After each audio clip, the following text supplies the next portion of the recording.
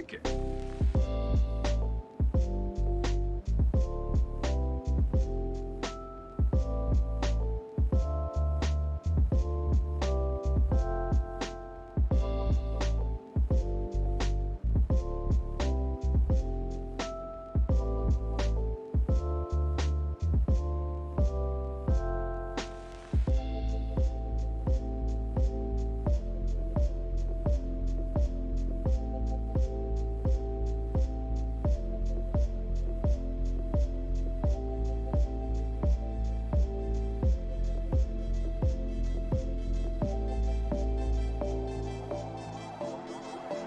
I like it.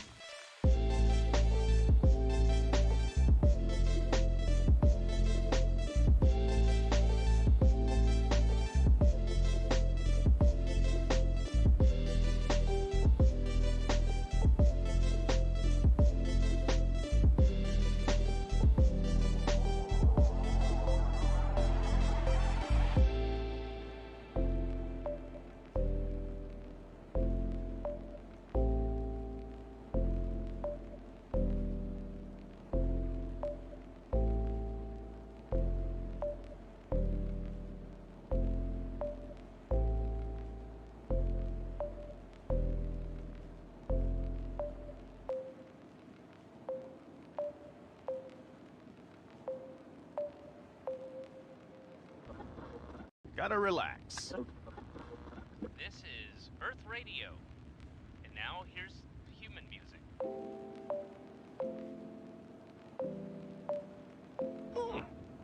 Human music. I like it.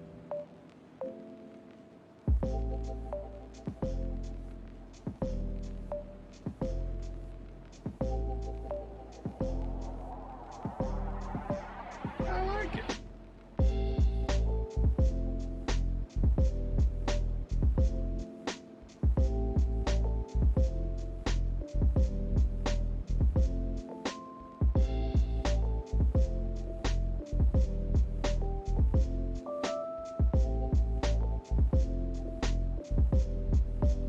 I like it.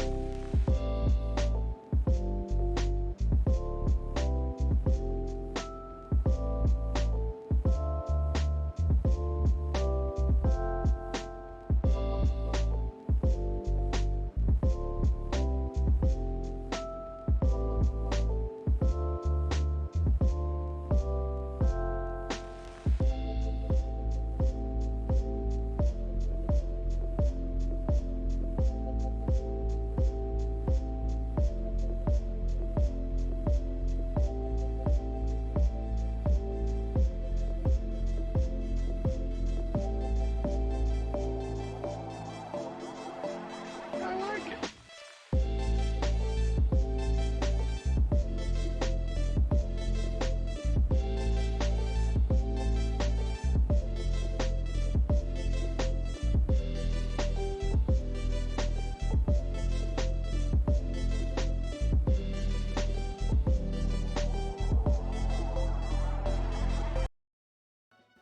Alrighty, Roo. Hello, ladies and gentlefish. We are back with Pokemon once again. Burning Man week has finished. The man has burnt, the temple has burnt, and we're back to regularly scheduled programming.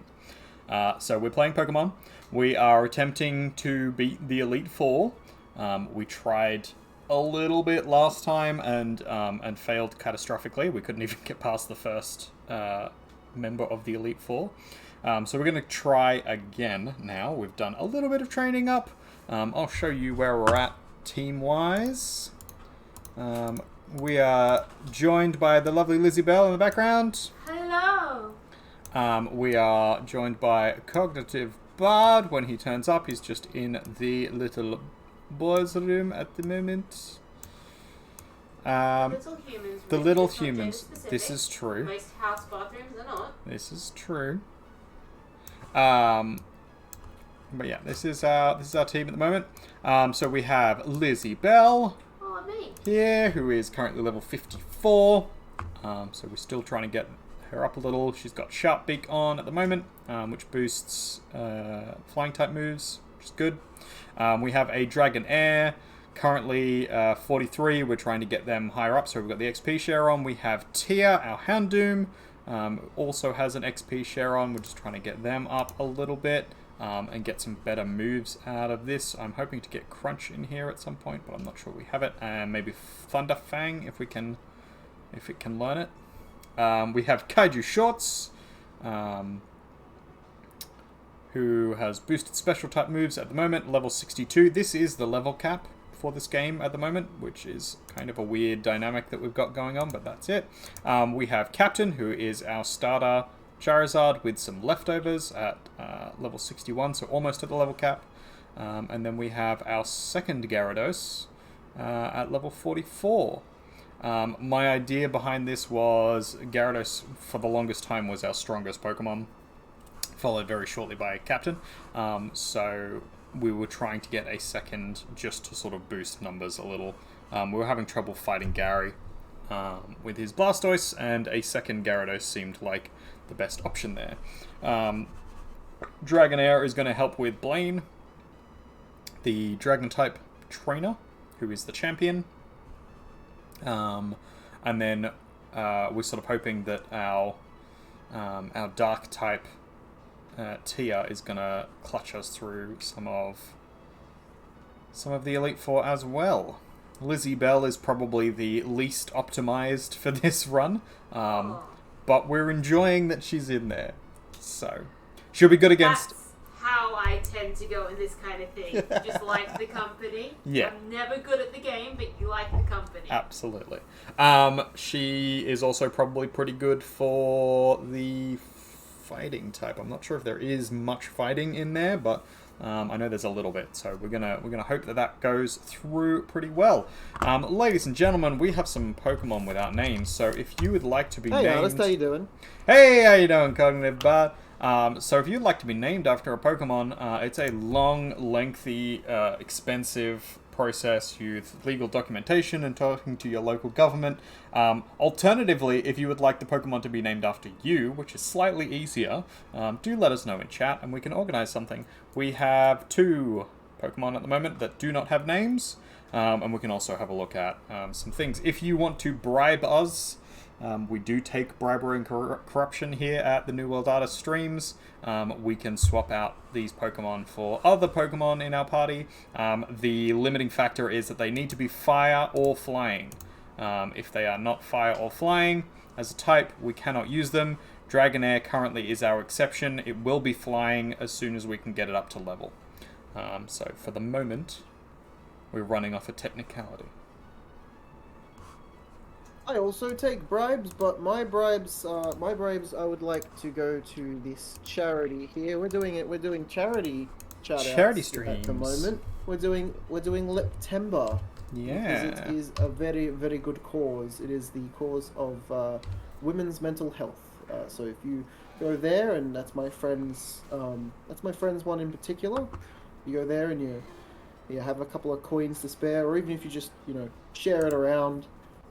They are raising money to support various services for women's mental health. Absolutely. Which is very important. So super important. give them some love. So that's how you can bribe me. Just a couple coins over there. Let me know you've done it. I will get confirmation from Bluebird, and then I will personally help you get your name changed to a Pokemon. I will go through that process with you. I will hold your hand, socially distanced, of course. I was going to say that'll be difficult during COVID. You'll have to send a mannequin hand that has legally belonged to you to me, so that I can hold it. But that is your hand, and I will be holding it whilst you get your name changed to a Pokemon. So good deal, if you ask me. Great deal. Great deal. So, where are you at, Artist? I'm going to come and give you a fight. That is the tradition, after all. It sure is. I am currently just smashing face a little at the top of the Nugget Bridge. Bridge. Up by Bill's house. Just to get some levels in before we attempt the Elite Four. So, the Elite Four is kind of cheeky, because it's not actually 4 trainers, I believe. It's actually like 6 battles you have to get through. Where is that at? It's at the top of Cerulean City, I believe. Misty's area. I can come to you. Where are you? I'm on my way. You're on your way. From From misery to happiness The to happiness today. be. Second. Do you say to be? Because it's not to be. It's today. I have no idea. He says today. Very good. Well, I'm going to keep singing it on wrong my because way. that's how I sing it. Well, he sings it today, but he sings today, but he sings Does he it in, like, does a he very sing thick- it today, or does he sing it He- just whenever? He sings it. He sung it. He used to Specifically sing it. today? He hasn't sung in a long time. Not since the incident. That's All right, so we need to find a tree. I mean, we could fight in front of the flowers, but they're so innocent. So yeah, we no, need to let's find a tree.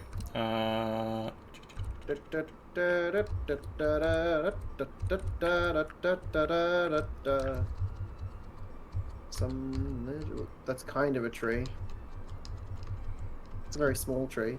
Kind of actually looks like the sprouts from Final Fantasy. You know how? there's a Oh, I little don't have my symbol? HM slave, so I can't cut it No, down. no, yeah, neither Rip. do I. I don't have the cuts. Rip. Hello, I've been blessed by a goddess. Here we go. Hello. Found trees. Where are they? You have to go like Over to the left-hand side. Bum bum bum bum bum bum bum bum bum bum. You're right bum, there. bum. I'm just, hyping myself up for this battle. Are you? Da dum da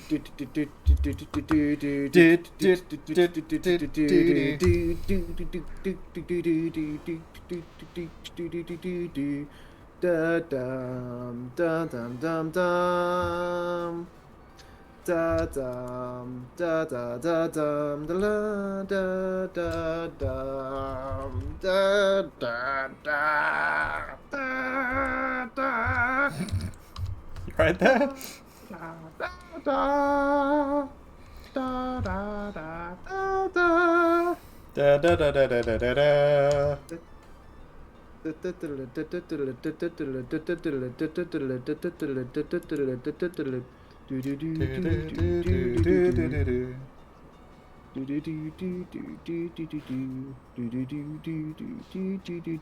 Well, that sucks.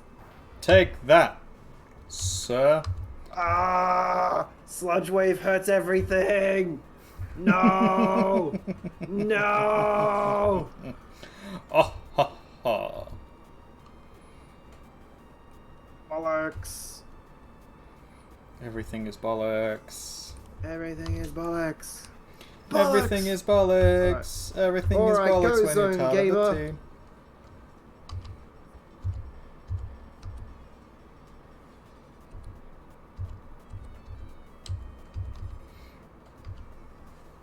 Ah, Freya, stop it. Stop going for the...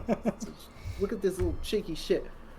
Look at this little cheeky shit. Going for my straw. Going for a straw.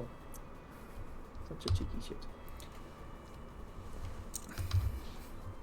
Ow. Like, you just bitch slapped me with a wing? Yep. Very rude. Pimp slapped you. It's effective enough. Ah, Freya!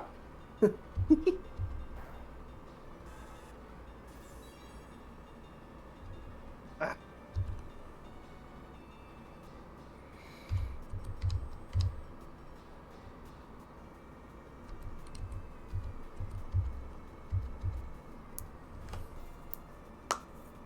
She's going for my straw. Look at She's this trying. cheeky shit. She's trying. Look at her.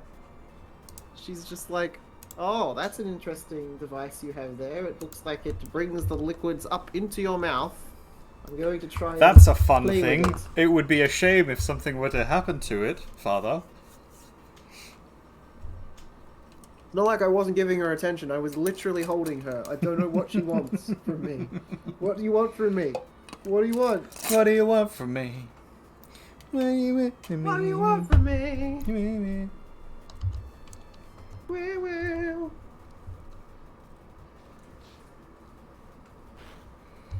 Ow. You hurt my big ock.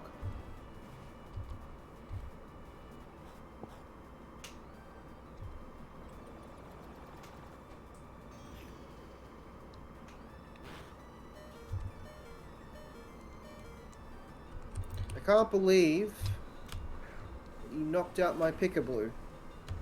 Can't you? I mean, I can. Let's be real. I can believe it. I was gonna say, is anyone here surprised by that? Peekaboo is like the one Pokemon that always happens to die in our games. She's so weak. Mm-hmm. Like, she does a lot of damage. She's a little glass cannon, she Yeah, is. that's it. Glass cannons. Rhea, stop clawing me. I'm trying to fight here.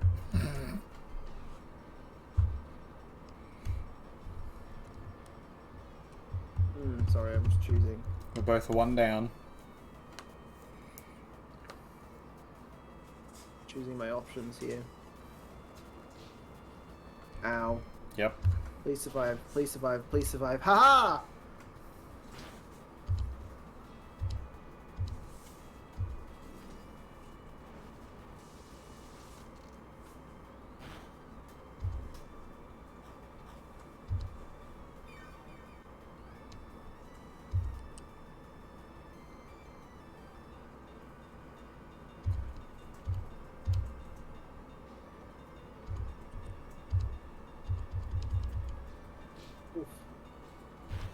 No. Stop avoiding the attack, damn it. Alright, fine. If I have to die, I'm taking you with me.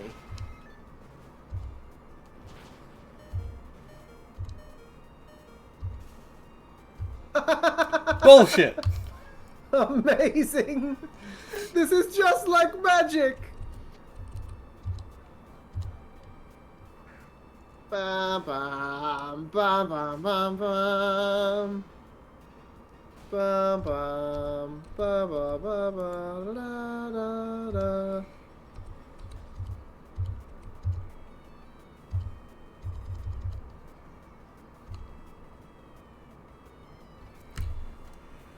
Ba, ba, ba, ba, ba, ba.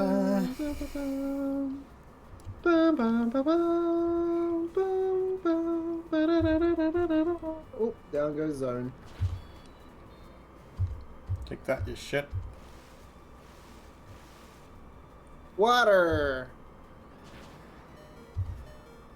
Yeah. I have a Tentacruel over here that needs a name. Very victorious Tentacruel. So if any of you are feeling quite cruel, Uh,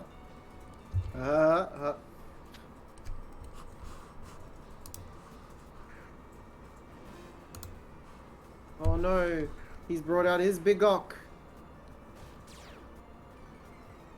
Oh, and I brought out my fire type. Oh, you damn sure did, buddy. You sure did.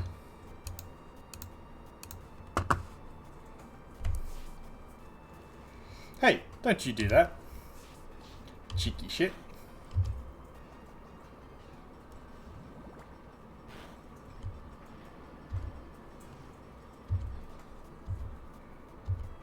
Alright, come on. Ah! It's double Gyarados! Yep. This is bullshit! Yep. This is so bullshit!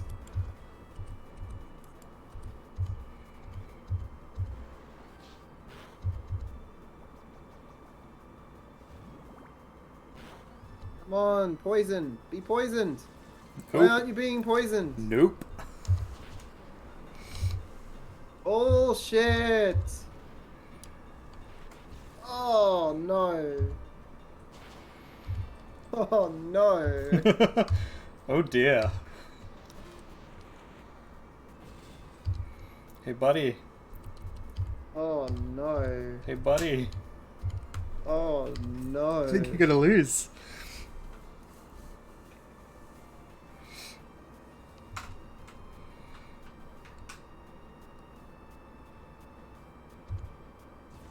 No! No! Hey, winner!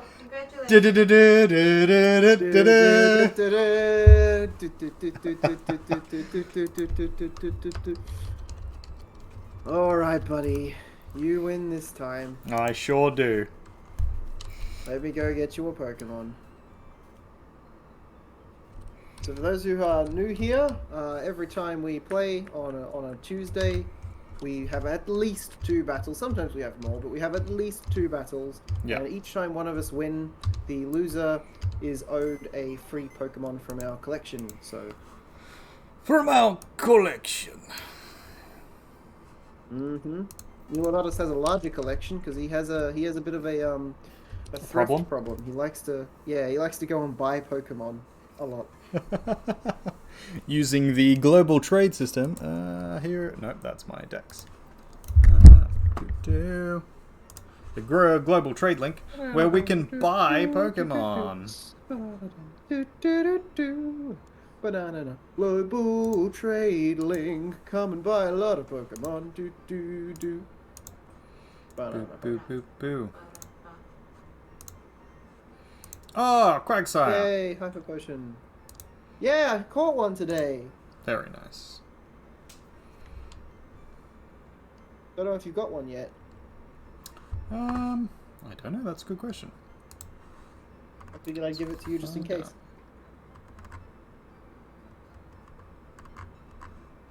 Because that ticks it off of your It does. Pokédex list. Sometimes we're nice to each other. Sometimes. Sometimes. On occasion. On rare occasions.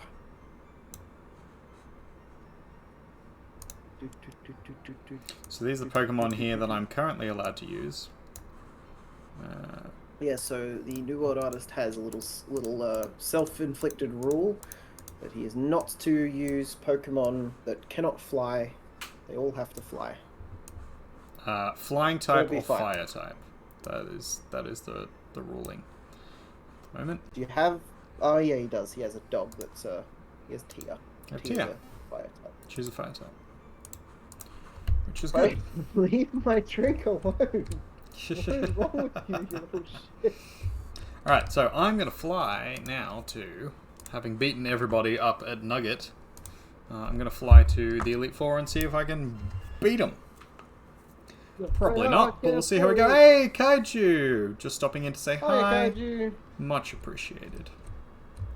How's your day been, Kaiju? Some treats for the kitty cat.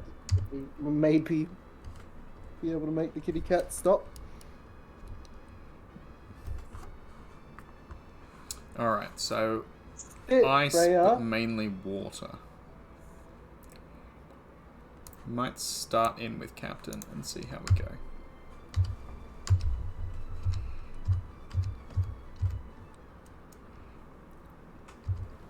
Boop, boop, boop, boop, boop, boop. They did not see me throw the treat, so they're so confused. They're like, where'd it go? How's the team looking? The team is looking not too bad. They are not quite leveled to where we'd want them to be yet. Dragon Air is still pretty low. But everybody else is sort of getting there. So 62, 61, 54, and then 49, 44, and 43. So we've got some tail end that we need to That's pull what up. she said. But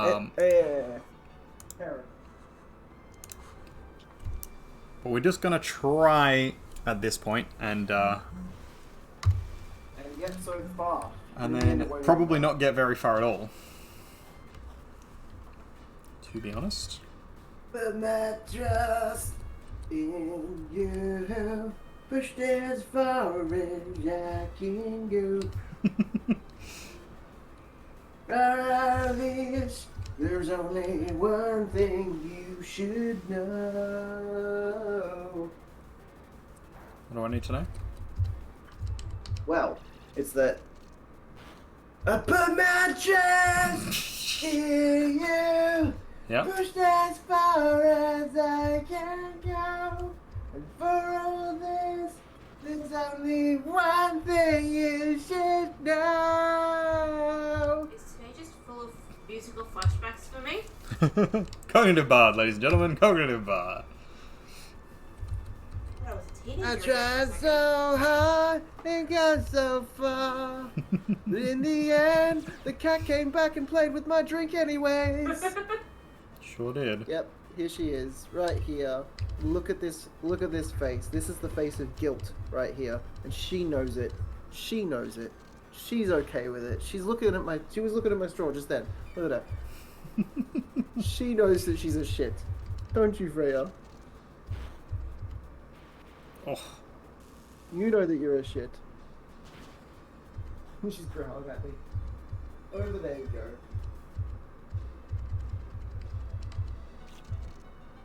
It's resting time, Freya. She's like, I think I decide when it's resting time. she I does. think that is She up to knows. me. Bluebird's just been teaching her really, really bad tricks. So at the start of my little training session, I did consider like trying to level up Bobbit, but Bobbit is very far behind and is a bug type and is going to struggle against the Furious 4 no matter how high a level I get them. It's just that sleep would be really good. Yeah. In theory, my other option could be Oddish. I could try and level up Oddish, Oddish wouldn't be a bad option. and then I could still have sleep.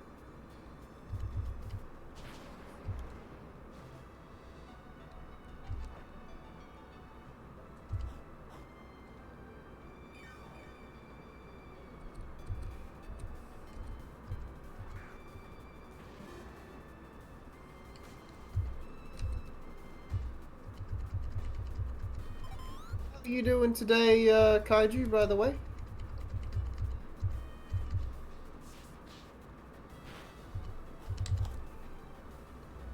These full restores and this Lapras are murdering me.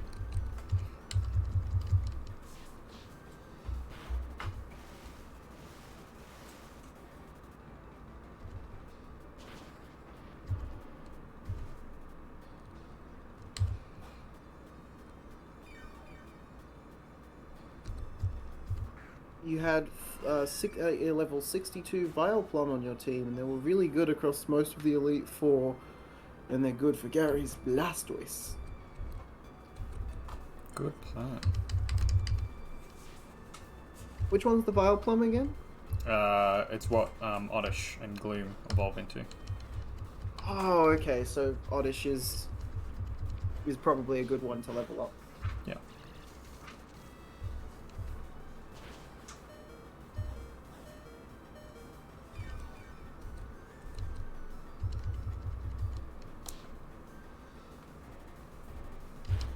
By theory, that's what I'm going to have to do.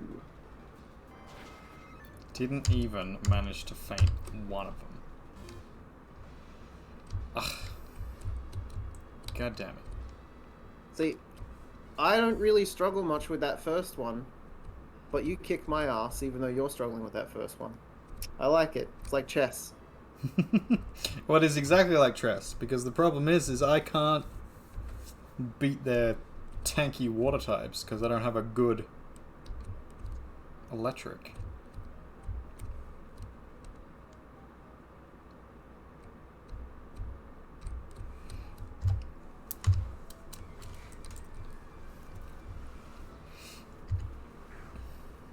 What I might do is, before I keep training, I might go get my Oddish out.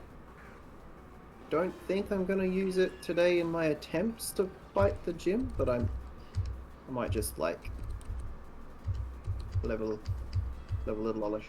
Level little Oddish up. Yep. It's rough. My Oddish is, like, level 20.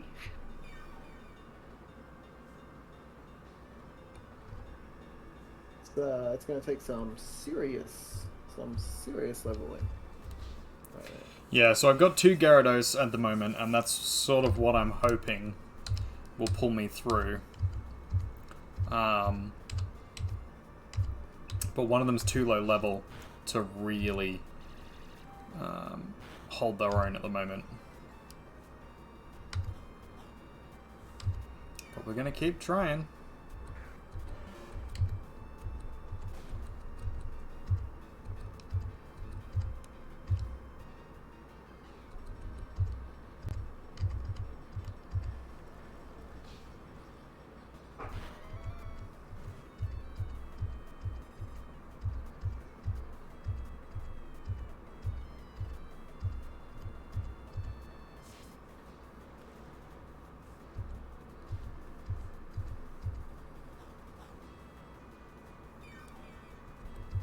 What's the item that like levels up? Oddish?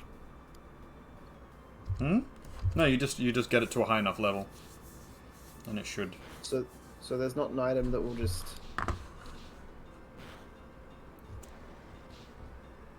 I don't think it needs. What would it be? Leaf stone.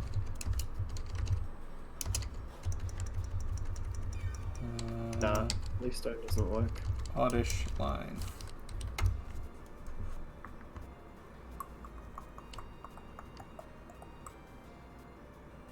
That's okay, though. Because we're gonna throw a little itty bitty XP share on it, and that'll do the trick.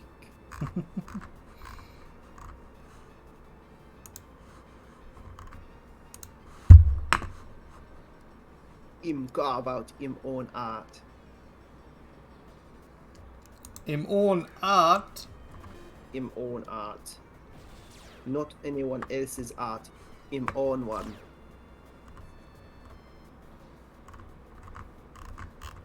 You get the last evolution. Okay, so like, I need to wait until it's evolved a little. You gotta get it there. That's alright. We're gonna throw them off into the side, level them up. They should be a little bit more tanky than the than Bobbit for that final fight. Evolves into Gloom starting at 21. And then Vile Plume with a Leaf Stone. So you can use a Leaf Stone once it's evolved once. That's what we gonna do. Oh, blue chew, look. Oh no, sorry, pick a blue. Sorry, I didn't mean to get you mixed up with your brother. How dare you? What a terrible parent. Pokey parent? Pokey enslaver. Yeah.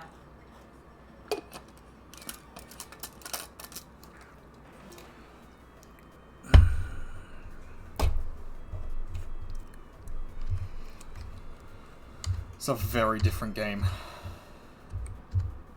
Pokey enslavers. Is it? Seems exactly the same as what you're playing.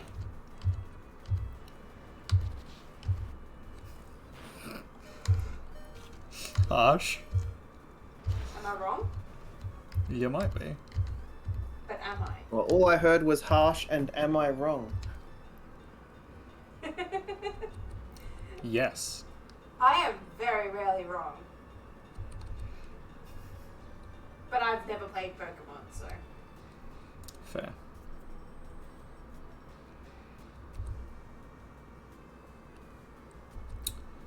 Do I want... I want Flamethrower over by Feint Attack.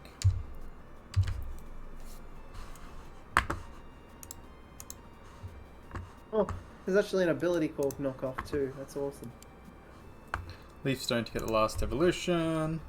You use Lapras as well was your last. Lapras is really good.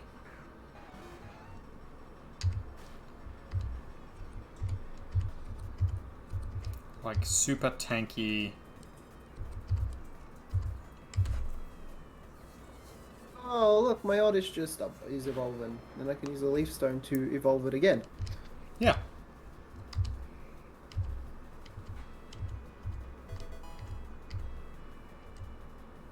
Out of Gloom. Flare Blitz.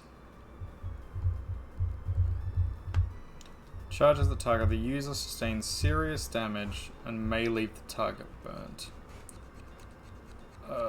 33 damage recoil back. I don't think I want this. I mean, instead of Slash, maybe? No, I think I want to keep Slash. There we go. I've got a Vile Plum. Plume. Vile Plume.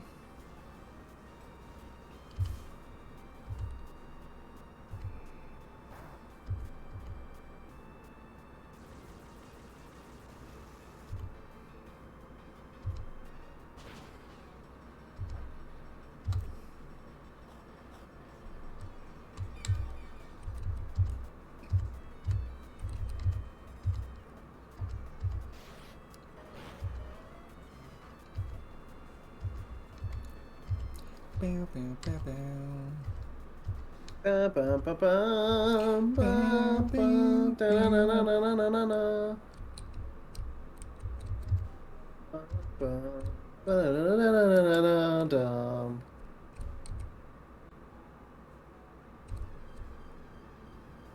Lady Biteface the Gyarados, Mr. Burns the Charizard, Dr. Sleep the Hypno, Professor Plume the Vileplume, Daddy Cool the Lapras, and Tenacious D the Dragonite.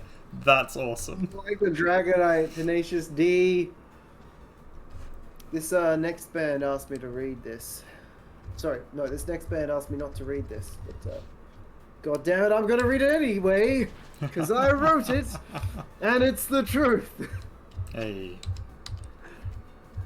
This is the best fucking band in the world. I fucking love this band. Ladies and gentlemen, Tenacious D! Hey everyone. Me and my buddy Kyle, we wrote this song like 5 minutes ago. I feel kind of called out by about my super quick songwriting skills for this week. Yeah, a little.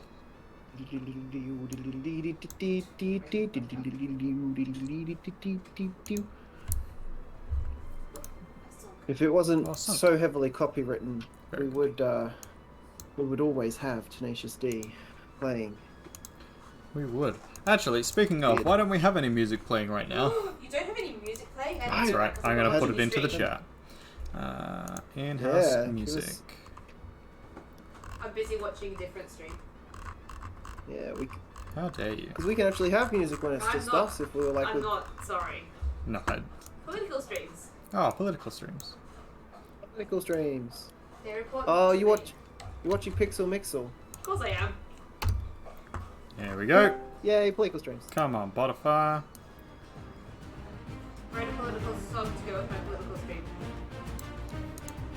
Very good. Have you gone and looked at what Daddy Dan's said today? No, but we've discussed Really it. should. And by we, I mean he's discussed it. You should absolutely go and look at what his quotes I are. will So watch it. good, For some so reason, satisfying. watching videos that are sent to me is like it's a really difficult task. I'm like, oh, it's gonna take ages. It's gonna be loud. I've got to turn my volume up and find headphones, and I always put them off. It's like But I will in the watch back it. of your head. In the back of your head, you're like, oh, that person expects me to watch this. Why would I want to click that? It's got But nothing you're to do with the person and everything to do with me having executive dysfunction surrounding Yeah, I was this gonna say. ridiculous thing. No, yeah, exactly. That's it. It's like I don't have any dislike for the things people send me. It's just the voice in my head. It's like, oh, It's just so how much dare effort. they want me to click this video? It's so much effort. Like sometimes their videos, like in the messenger chat, I don't even have to open a different window. It still seems like effort. Yep. Literally press one button and then watch. Life is hard. Like this. Clearly, we need to get Lizzie Bella her own mic so that we can hear her better. Oh, sorry. Oh, sorry. Should I just be doing this? That would actually probably help. So she doesn't have to I shout. wish- She's been talking through my mind. Yeah, I was just talking through his mic because I know it's on, but I've just realised that it's actually facing entirely away from Yep, it is. Usually it's facing a little bit more sideways. Sounds like you're just standing at the other side of the house, just shouting at him like, I'm just "Hey, I'm the other side of the room. She kind of is. hydrate!" Hi. Hi, Dre. Oh. On that note, I can't type it because I'm not looking. Speaking of. Did you just say I can't type it because I'm not there? Yes. Yes, Cheeky. I'm not. I'm not. Alright, well, I'll do it myself then. Hydration. It's hard. I'm trying not to kill the internet, So I'm either so I'm either watching on stream. Yeah, that's fair. It's just not yours. Or Fogs. Hydrate.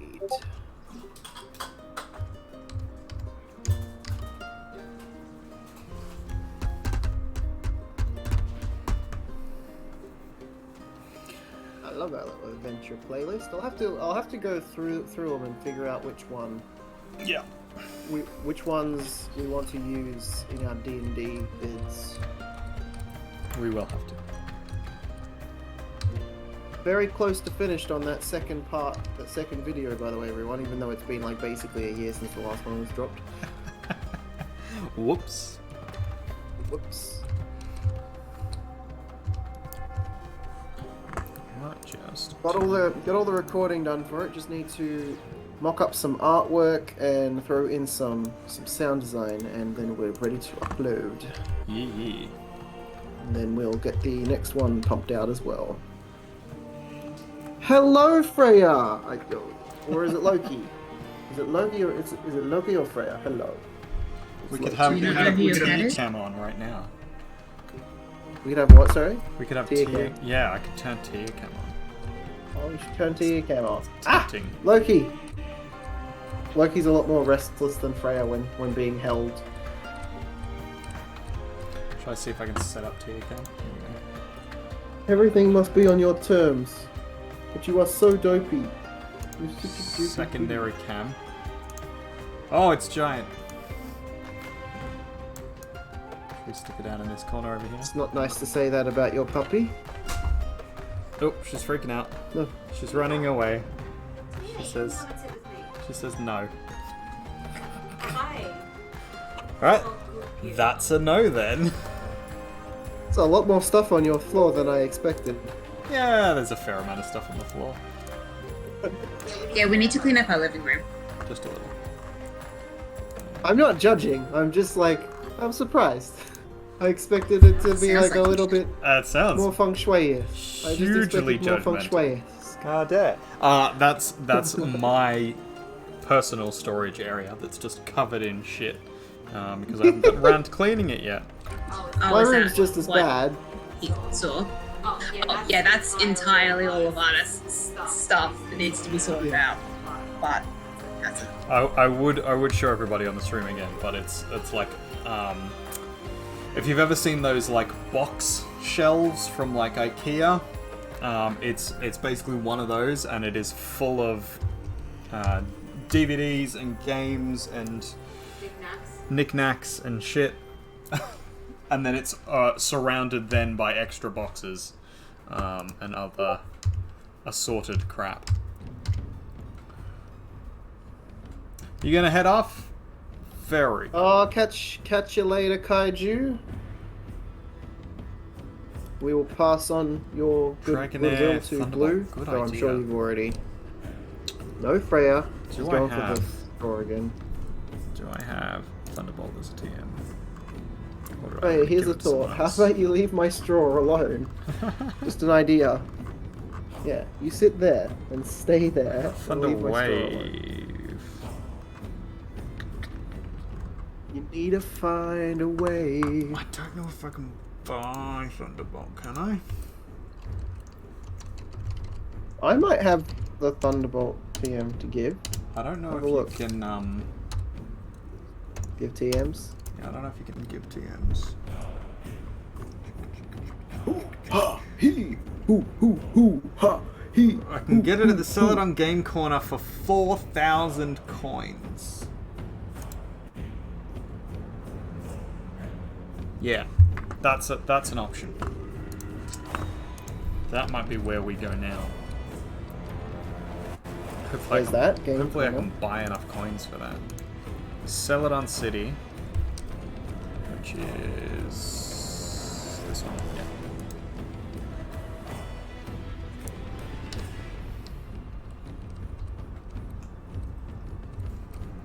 I should probably heal my Pokemon while I'm here. Yeah, it's usually a good idea. Yeah, it's generally a good idea. Yeah.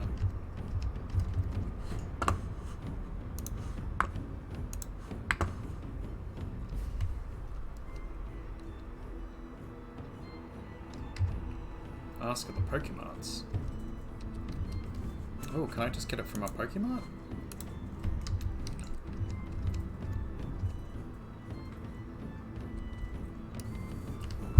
I think, actually, the one on Cinnabar Island does TMs.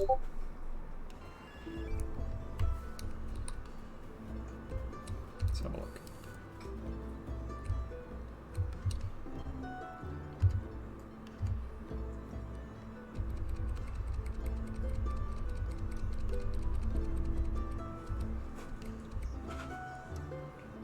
Hey, I can afford that. Thunderbolt, done. Hey, Dragonair. Do you want to learn Thunderbolt?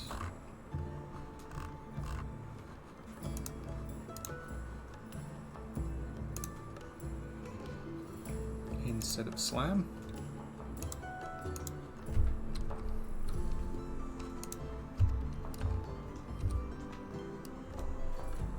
So I don't know how much of last night's stream you actively caught, but there was a lot of talk about going and trying out Destiny yesterday. I heard briefly the Destiny chatter. I have never myself played Destiny, but I know Lizzie Bell's sister is super into it. Play with that. So it's not a game I was ever interested in the old days when I first heard about it. I played a little bit of it and like it didn't really tickle my fancy all that much. So I couldn't put my finger on what it is. But like, yeah, a lot of people are saying they should go play it. The problem is I've got so many games. Like I don't know where. And so many other things, not just games, but other things I need to do as well, like other projects. I don't know where I would fit the time in, because Destiny is one of those like high. It's a high grindy kind of game, yeah. Yeah. So if you get into it, you kind of have to be into it for a little while. So I could probably get into it for a couple of weeks, and I'd have to be playing it regularly with people for a couple of weeks, and then. I mean, it's the exact same as what was it? Outriders, Outlander, something. Outriders, high grind game. And though Outriders' end game was easier to get to, I think. Yeah, true. So I still need to go back and 100% it, which will take me a little. And Final Fantasy is. Yes. FF Online is same deal. Final Fantasy, yeah, MMORPG, big grind. Pokemon, big grind. Yeah, but this one's a little easier. This is like Less every now and grindy, again jump yeah. on. Yeah. And Final Fantasy I intend to keep playing, like it's a lot of fun, so I'm going to keep playing that with Blue, like on a regular basis. But there's only so many grindy games that I could fit in amongst all the other things. Plus, if I play too many other games, I won't have time to play the ones that I really, really feel passionate about, like Sea of Thieves. I really love playing that game. It's a lot of fun. Another kind of grindy game. Less Well, so. yes and no. Yes and no, yeah. It depends what you want to do with what you want to get out of the game as to whether or not it's a grindy game. Yeah. You can just log on, have a sale. You can log on and go shoot people for a while. There is the arena, which is like very short. I think each round is like 10 minutes, something like that, in the arena. And you just, PvP for a little bit. Pew pew pew. Yeah, I guess the difference between Sea of Thieves grindiness is that's purely for aesthetics, whereas I think, having never played Destiny, I don't know if this is true or and not. achievements. And achievements. But I think the grindiness in that is a little more based on items. You unlock items, proper items. I think that is the case. Quite I haven't like, played it all that much either. Outriders. I thought like Outriders. Yeah, I thought Outriders and Destiny were basically the same game. From my experience playing both, I would say they're different enough. Like I liked Outriders. I didn't really like Destiny when I first played it. Fair.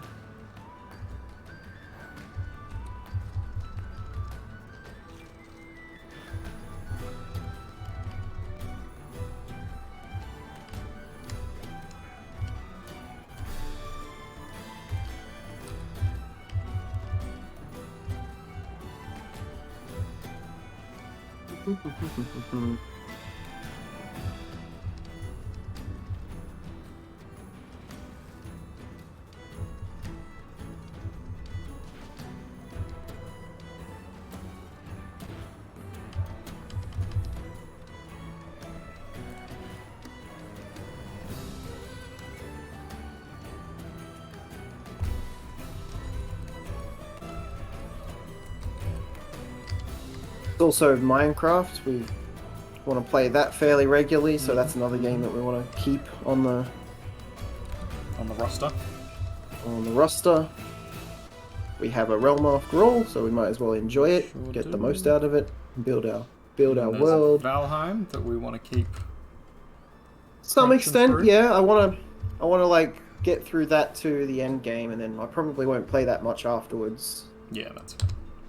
Yeah, my intention is probably, rather than what the other guys want to do, which is sort of build it up as a world that we consistently use, I think I'll probably play through the storyline.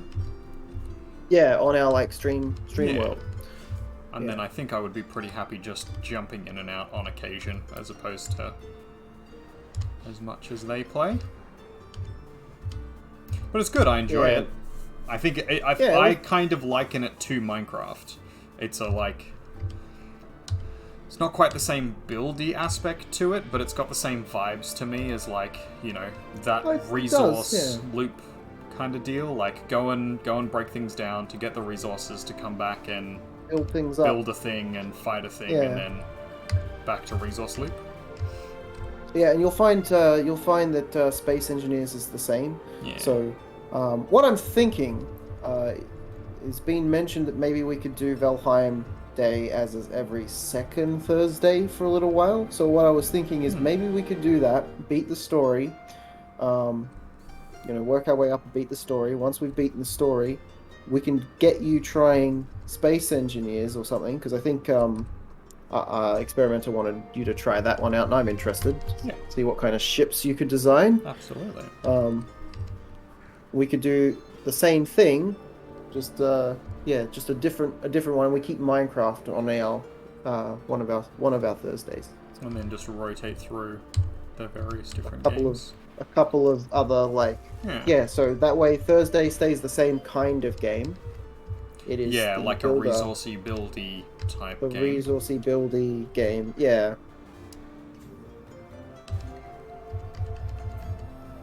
That sounds like a good plan. And then I think Wednesdays are probably going to become my random game, what I feel like at the time. So at the moment, Whatever it's you feel RimWorlds, like. but Whatever you feel we'll like. probably do some Borderlands with Lizzie Bell. I'm very keen for that. Yeah. And we'll replace Pokemon Day during October with Diablo Day. Hell yeah. Potentially. Oh well, potentially, depending on what Bluebird's schedule is. Where the timeline's at. Yeah. If one of the days is going to be replaced, and that one day will be every week for the whole month, because that's only like 4 play sessions. It might not even be enough to finish the whole thing. Beating Diablo on Hell mode is it takes a lot of Takes some doing. takes some doing. Beating Diablo in general, that'll be fine. We could probably do that in a couple of play sessions. We might be able to even beat Nightmare in a couple of play sessions. But some people that really know what they're doing and know how to play the game properly, Speedrun they can speedrun it. Yeah, we're not those people. We are not. It has been so long since I played Diablo, any of the Diablos. I think you I haven't played Diablo 2 ever, really. I played Diablo 1, and I think I've very briefly played Diablo 2, but not. Yeah, I really- never finished it. It wasn't anything serious. I think you're gonna really enjoy the story. You're gonna love the cutscenes. You're gonna enjoy this game. Yeah, we'll do that for October. Yeah. At some point, Bluebird and I intend to do Spooktober. Diablo 3 as well. Wow, actually, well, I was thinking I need to figure out a day for art streams. So I'll have to figure that out at some point. It might be a weekend or Monday or Friday, we'll see. But the other one, I was thinking for Spooktober, I've got a couple of spoopy type games. So Black Book is one of them. Darkest Dungeon is another. So we might just lean into Spooktober and do awesome Spook Fest. Spoopy. Because I also want to do the art challenge for October. So I'm going to see about getting that done as well, which will be exciting. G'day there, Sir Shadekin. How you doing? Oh, Shinikin! You scared the crap out of me. Hey. Boop. Hey, Freya, stop it! She's going for my straw again. There she is. Look at her. Going for the straw again. Shaky. Shaky shit. So I pick her up, I put her down, and she comes right back. She's got like a fixation. She's got a hyperfixation on it for no reason. How are you feeling, Blue? Refreshed. Refreshed? Granted, I also like organized all of my lipsticks and made myself a pot of tea before getting into the shower. That's great. I mean, you got there in the end. That's what matters. Yeah, Yeah, you got exactly. there in the end. Just a couple of detours on the way. You're the best. Around. Little girl that keep you down. Ah. I think I need to switch out Thunder on my Gyarados. Just Speaking of lipstick, that's a good segue for you to tell us all about the charity again that I've mentioned once, but it is your charity, so if you want to give us just a verbal spiel if you're feeling up to it. Yeah, Liptember. Today is, I think, number 7, if today is the 7th of September, so it's Liptember, day number 7. Liptember is a foundation for raising awareness around female mental health and starting the discussion around it to reduce the stigma and also just to raise awareness of it. So that's why every day this month, myself and a whole heap of other people are wearing different shades of lipstick, as well as accepting donations towards the charity, which will then be used for a multitude of things, which are all available on the Liptember website if you are interested in having a look. It's liptember.com.au, and if you are feeling generous and would like to donate, if you go to liptember.com.au/Felicity-Skinner, then you can donate towards the cause. Thank you. Yeah. It's in both of our chats now. If you would like to give generously, It's a good cause. Super important I to would. all of us.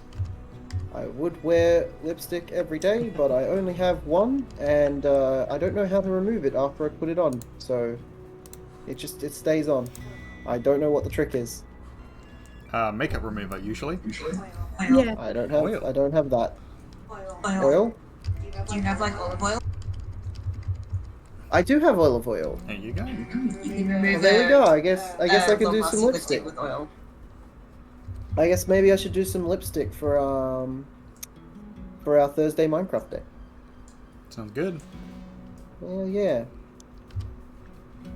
Just try to only get it on your lips, and when you're taking it off, don't like wipe it all around your face, or else you'll end up with like faint staining. Yeah, I You want to noticed just it's keep the very oil on good. the lips. It's very good at staining. Yeah, so what you want to do is put the oil on your lips and rub it in just into your lips, and let it sit for a bit, and then wipe it off without wiping it over the rest of your face. Just do one of these.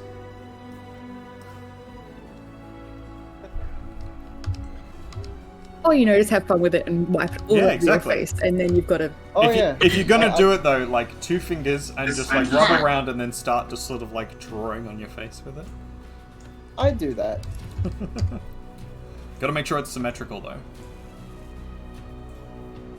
Symmetry is overrated. Symmetry is overrated. I don't really understand the whole, having just said that, I don't really understand the whole symmetry trope. The idea of everything having to be symmetrical. I can understand the Yeah. aesthetic behind it, but like, Hypocritical of me who actually likes symmetry. Let's just pick a hand, Hey. left or right. I'm gonna pick left. Pick left hand. What's up, Freya? Are you not getting enough attention? Is that your problem? so I've decided I need like 2 extra screens now. You need to get a GoPro. What you need? I don't need a GoPro. That's not gonna We get all me. need GoPros. I've got 2 cameras. I can turn the other look. All right, so secondary 3 cam. cameras. We can have 2 cameras on me at the same time. That's not an issue. The issue we have at the moment is that I can have my OBS running and the game running. Now I want another screen that's COG's stream, and then I want a 4th screen at the top over here, which is, or like up here maybe, which is like Discord, so I can see other people's cameras. And then So maybe if you want to have a look at my here. if you want to have a look at my stream for just a second, I will turn my camera to face my screen so you can see how I've got it all set up right now. That's it. I'm gonna show you guys Yeah, I know. behind the veil. I could just like minimize something. Here we go. Split screen Sorry. it. Split screen is 100% thing. So this is my second screen. I've got my Discord over here, and that's Blue Oh, Bird you've on got the Discord multi right there. open. That's not a bad idea, actually. So I've got you open and then the multi, and I've got you muted, and then I've got the multi so I can see both of us, and I can see if people follow Yep. me, because then or host me and stuff, and then I've got popped out. I've got my chat over here, so I pull up my Streamlabs only when I need to. That's fair. And then yeah, and usually I don't need to worry about Discord being over here. I just have it here in case Blue pops her camera on, or Lizzie Bell wants to pop her camera on, so I can see if they Lizzie do Bell. that. Oh, I heard my name but wasn't really paying attention. Sorry. What was that? I just generally mentioned that if you or Bluebird pop your camera on at all, that's why I have the Discord over here on the side. Usually I don't have it there because it's not necessary, and I just have the multi-stream a little bit larger, and then I've got my social medias and stuff all in the tabs up there, muted, of course. I still and then of think course my game. 4 extra Full screens would be useful, you know. Oh yeah, I'm not no, going I to turn do my agree. camera on Like, tonight. I can't go to put pants on. at least one more screen would be super helpful for me. Pants are overrated. Yes, one more screen would be helpful. One more screen.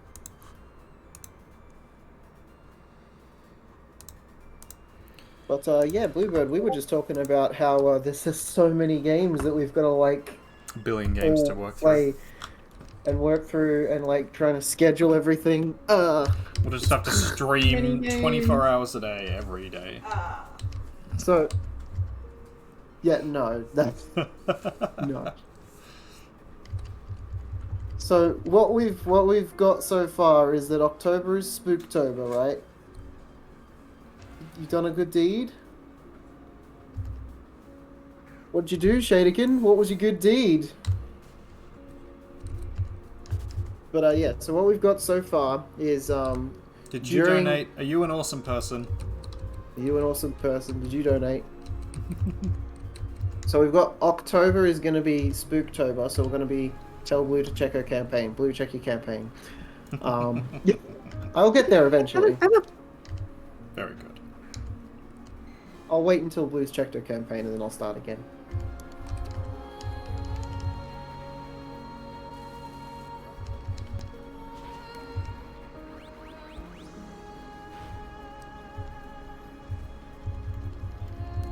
Bum, bum, bum. Holy freaking moly!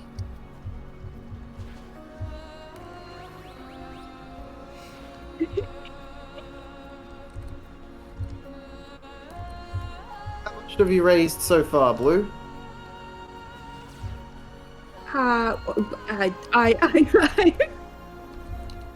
Words?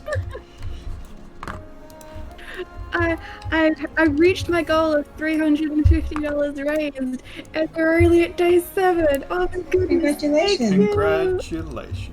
Thank gonna you have so to much, increase my Shadekin. goal. Pardon? Thank you so much, Shadekin. Thank you. What a good egg. Women's mental health, very important. It's a very, very great cause. Oh my gosh, you're Good gonna deed, make me cry. Good deed, definitely done. That's it. You can go and commit a crime now because you've done your good deed for the day. You've got to balance it, these yeah, things that's how it out. works. how it Yeah, works. you've got to balance these That's things how it out. works. This is bad advice. See, I'm glad Also- that you did this after I'd put all my makeup on and, you know, took my photos for today because I would need to redo my makeup otherwise. Oh, thank you.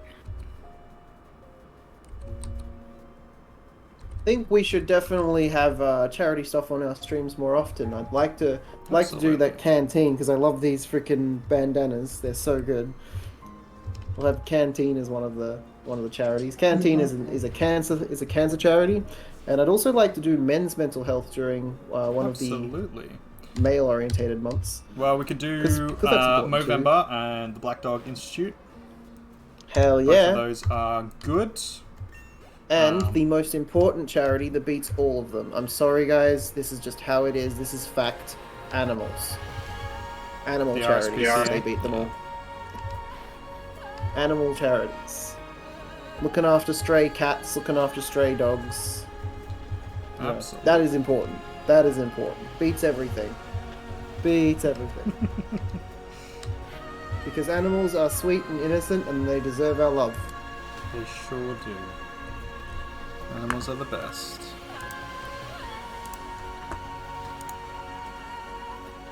Not that it's a competition. All charities are valid. Well, all real charities It are might valid. be a competition. It's a competition? Alright, let's go. Puppies versus kittens.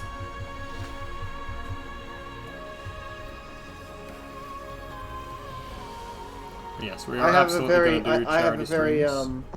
a very logical concept on puppies versus, not logical concept, sorry, a very logical argument on puppies versus kittens, and it is that puppies aren't as adorable as kittens, but dogs False. grow up to be more loyal and more productive than cats that just sit there and stare at you and knock things over. I don't know. Have you met my cats? Do your cats can your cats wrangle things? Can they fetch? Can they sniff out drugs? They can fetch, but whether they choose to, Well, that's what I was saying. they is don't that always cats bring it don't- back. That's what Cats are all about like the consent argument. Dogs just want to do things for you. They're like people pleasers, whereas cats are like they have their own minds and their own things that they've got going on. So if you want them to do something, they're just going to be like, "No, I'm doing this. Leave me alone." Whereas a dog will be absolutely. like, "Yeah, no, fuck that other thing. I'm going to come play with you. You're awesome." Dogs are closer in their mindset to humans. I was than going to say the cats are. exact opposite way around. Cats are way more in their mindset of people because they have their No, own world. cats are more autistic than cats are very autistic. I wouldn't I have was said just that. introverted. Yeah, they're just introverts, It's- whereas it's dogs common- are it's- extroverts. It's commonly Yeah, I like that. thought Introvert, that extrovert. introvert extrovert. I like that. But it's commonly believed that autistic kids do really, really well. So people with Asperger's and autism with an animal, but specifically cats, because cats have a similar mindset to someone with autism. They act like in a similar fashion to someone with autism. They have sensory issues and so on and so forth. So there's so many really beautiful stories of autistic kids or kids with Asperger's getting their hands on a cat and it just changing their life. They become more confident and open and yeah, just cats. Cats are amazing. Tia's freaking out. Just gently freaking out. She's like, all this talk about cats. How dare you? Yeah, I'm the best. This is a dog household, apparently, according to Tia. I mean, she's not wrong. It's definitely a dog household. Yes, I would. I would accept a cat. Yeah, cats are great. It's just you got a Tia, so you can't have cats. Exactly that. Yeah, that's pretty much it. Honorable mention, shout out to rats. I'd also have a rat. Cool. I like Sir Shadykin, comes it up in the chat here as a cat is a companion, a dog is a buddy. I like that. Yeah. Cats are like your equal, whereas dogs whereas dogs are like your support partner. So a cat's like, That's they've it. got their own deal going on and they're like, I'm your equal, I don't have to listen to you. Whereas a dog's like, hey, I'm always going to listen to you, you're the best. Most of them. There are some breeds of dog and some dogs that like are a lot like cats. That's Because they mostly all have their own training with personalities. dogs, but yes, yeah. There are certain dogs with personality types that are just not gonna play And ball with you. likewise, there are sometimes cats that you can get that are equally just like whatever, Puppy-minded. man. Like ragdoll cats. Oh, I want a ragdoll cat. They're so good.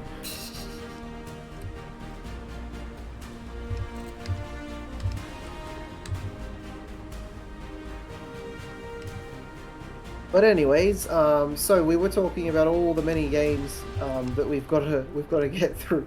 Yep. Blue. Yep. Yip yip. I think I lost Blue. I think she's gone. Blue's here. Gone to a better place. Blue's here. Yay! Yeah, so we were Blue's talking doing her about all September the. post. Oh, okay. I'll wait then. We'll get there. It'll take me a while because, like the main post I write it, and then I read it, Yeah. and then I get anxious, and then I delete it. And then I write it. That's all right. I can wait. These We'll go things over happen. we'll go over the game stuff eventually.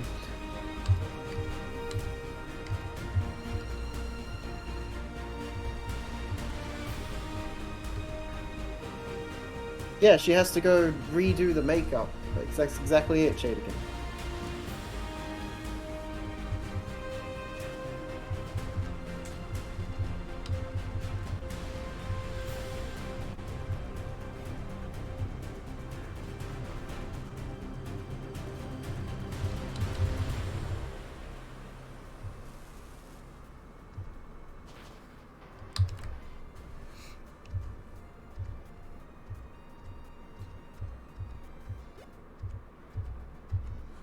It occurs to me that this Dragonair has the XP share and doesn't need it if it's going first.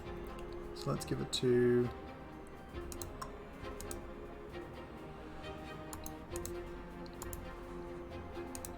Lucy Bell.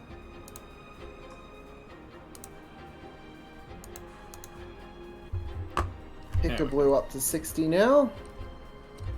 She's a tough cookie, that Picker Blue.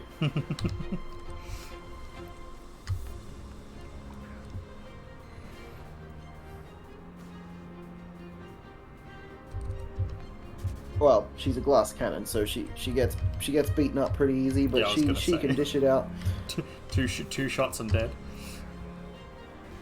I mean, in the Furious Four, the Ferocious Four. You do realize they're called the Elite Four.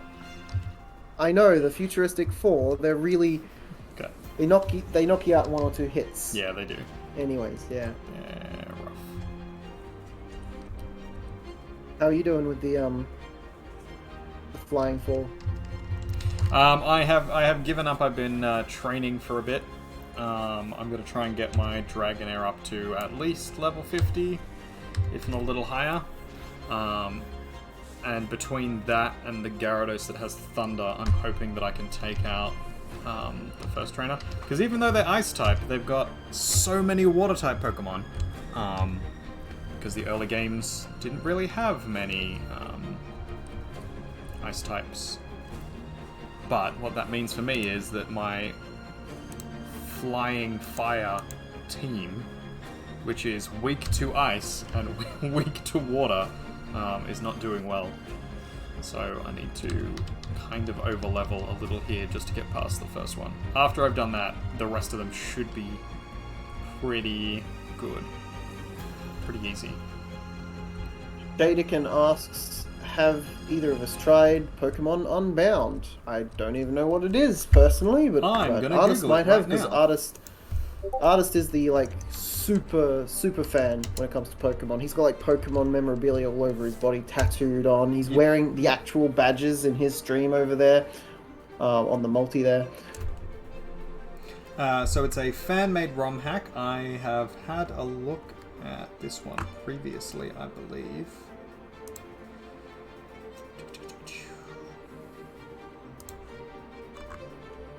And it's got... Does it have Fakemon in it? Let's have a look through. Fire Red, generations 1 through to 8.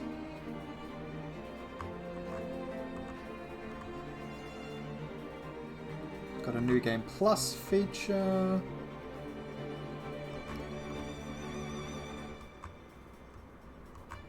Level scaling system. Looks good. I don't think I have played it, but I definitely have it downloaded somewhere. I have a whole bunch of fan-made games that I have been slowly playing my way through. I'm playing Hyperion at the moment, and I have previously played Uranium, and... You shouldn't play with uranium. That's not the rock you should lick. Yeah, you definitely shouldn't. And I'm going to be playing Rebirth or Reborn, forget what it's called, as sort of the next in that line. Yeah. So I'm pretty keen on fan-made games. I do enjoy them. I'm not sure yet if I'm going to stream them. I would very much like to, but Nintendo is notorious for its litigious nature. And while they're pretty happy for you to stream their officially made games, they're not super keen on people playing the ROM hacks and the fan made stuff. So we'll have to see how that goes. Shaderkin says he liked it because it's pretty grim. People actually get burned to death, which was kind of a shock. No, I think you'll find if they get like electrocuted, that's a shock. If they get burned to death, then boom boom, crispy. Yeah, then it's just a bit crispy. It's just a bit crispy. So if they get fried to death. Yeah, Kentucky a lot of the Fried. fan-made games are super dark. There's one. What's it called? Shaderkin, boo! You love the dad jokes. You know you dad love jokes are the best. Let me have a look. I've got... Upper, yip. So, we've got Godra, we've got Infinite Fusion, we've got Phoenix Rising, Jupiter Conquest, Ultraviolet, Gaia, Light Platinum, Sunday, Played Imperium, Prison, Reborn, Black Cinder. Those are all the ones I've got at the... Oh, and Fire Ash. Those are the ones I've got to play at the moment. So I will have to add some more to the list. There is one, I forget which it is.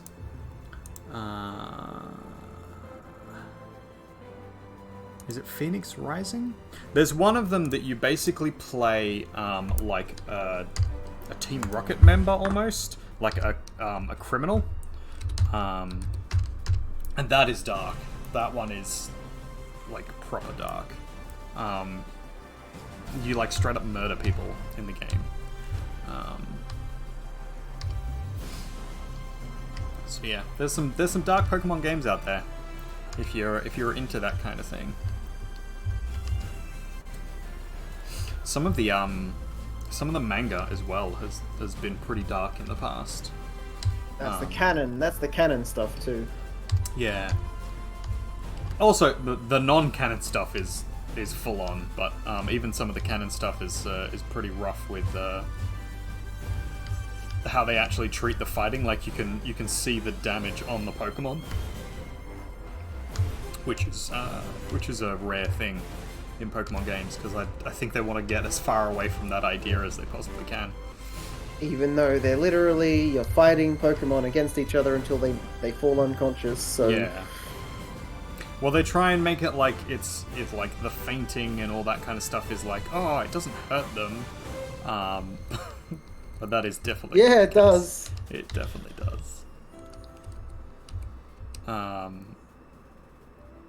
But in the manga, they really show the wounds and all the status effects really taking hold.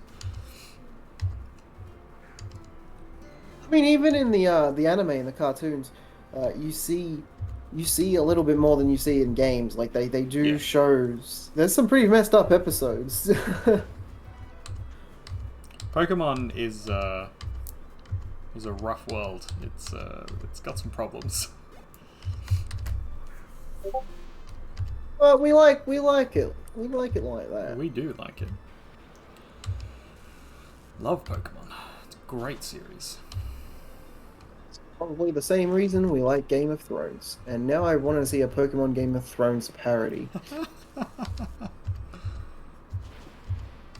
Yeah, that would be pretty good. In the vein of like Pokemon Conquest, or very Pokemon... best, very best, very best, very best, very best, very best. Peter Dinklage. Peter Dinklage. Oh, that's a Pokemon that I would definitely like to catch. Peter Dinklage as a Pokemon. Yeah, Peter Dinklage. I choose you.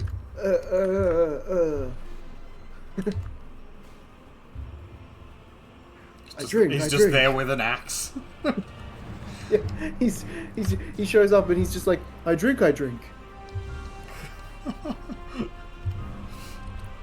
Peter, I drink. Use no things. I drink.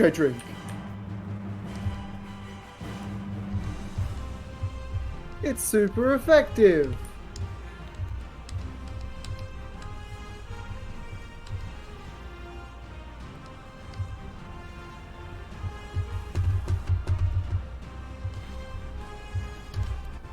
So Shadekin says he's a water psychic type. He drinks and he knows things. I would have thought he would be like partially a cat type as well, right? Because you know he's a lion.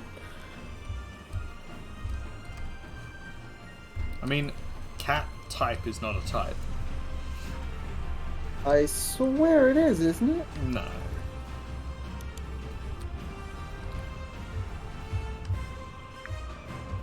There are cat Pokemon,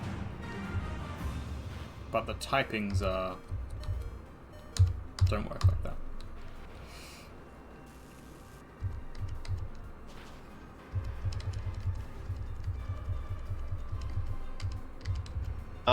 Okay, so you know, I read something that was just saying something about a cat type, but it was just talking about how there are Pokemon that are cats.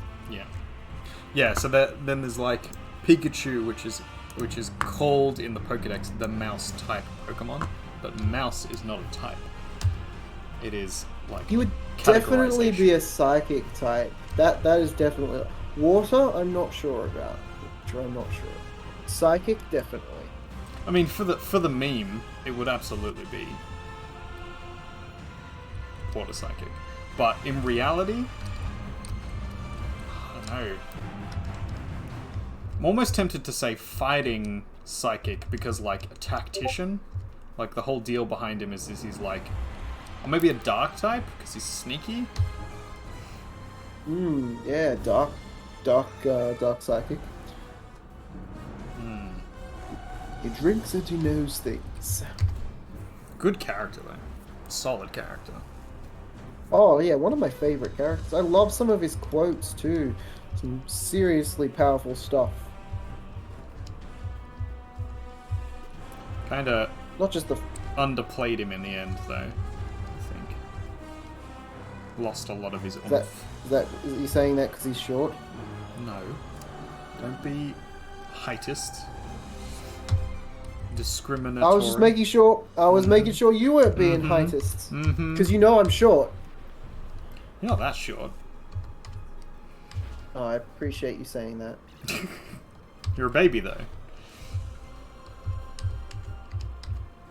Oh, you're pushing it, boy. You're pushing it. Boy, I'm gonna have to wipe. I'm gonna have to wipe the floor with you in the next Poke battle now, just for that. I found a Pokeball. You're a Pokeball. Your mum's a Pokeball. She can be a Pokeball. She can be whatever she puts her mind to. Exactly.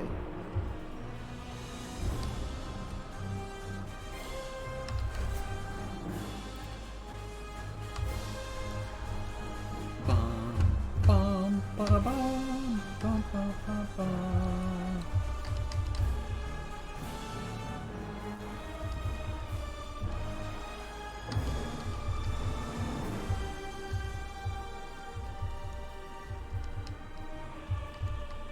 So I'm getting my Vileplume, getting my Vileplume up fairly quickly. They're at 32 now. It started Very off good. at 20, so Doing well. moving quite fast. Still, I don't know that they'll be up there enough to be usable this stream, but we'll see.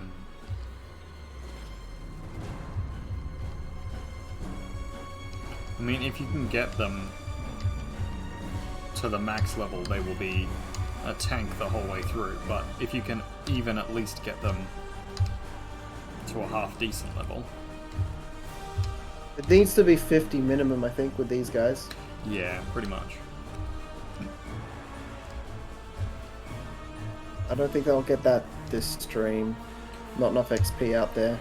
Probably not. But if you can keep beating the first trainer,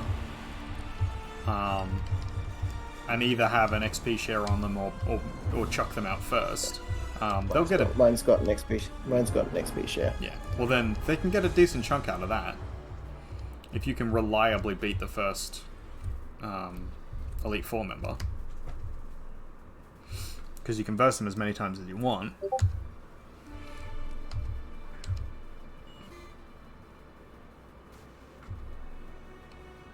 On that note, I might actually go back over there and give it a go. Good plan. That was not what I Here meant. we go, guys! We're going to fight Wish him luck, the everybody. Phantasmagorical 4.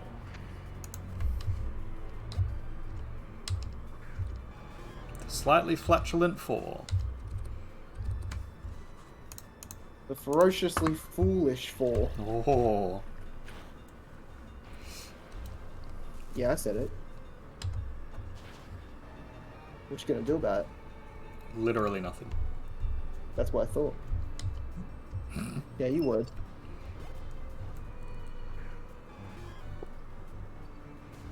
Alright, slow bro. Get ready to get your bro boned by Big Ock. What? Whoa, what?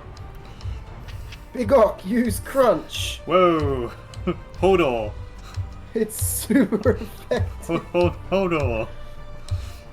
18 plus stream, guys. 18 It plus is stream. definitely an 18 plus stream, guys. Hodor. Hodor. Hodor.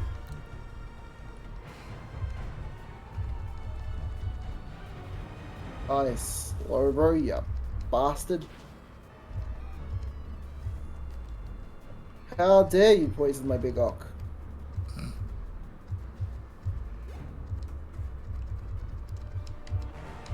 Go, get him, Pick-a-Blue. Anybody watching in Mindshot, if you would like to see what's happening with COG, you can check out the multi. The multi is always there. Exclamation mark multi. Sure is.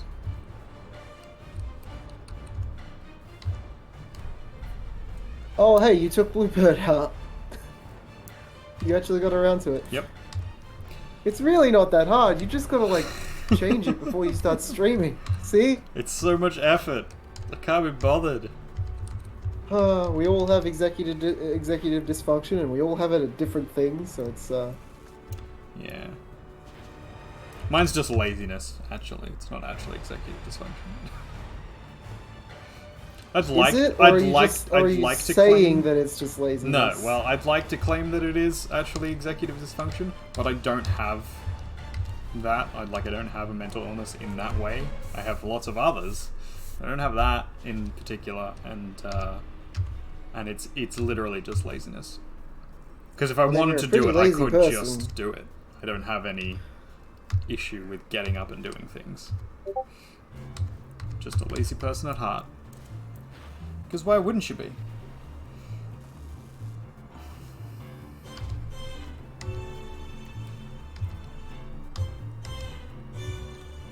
Very fitting music for this Pokemon battle.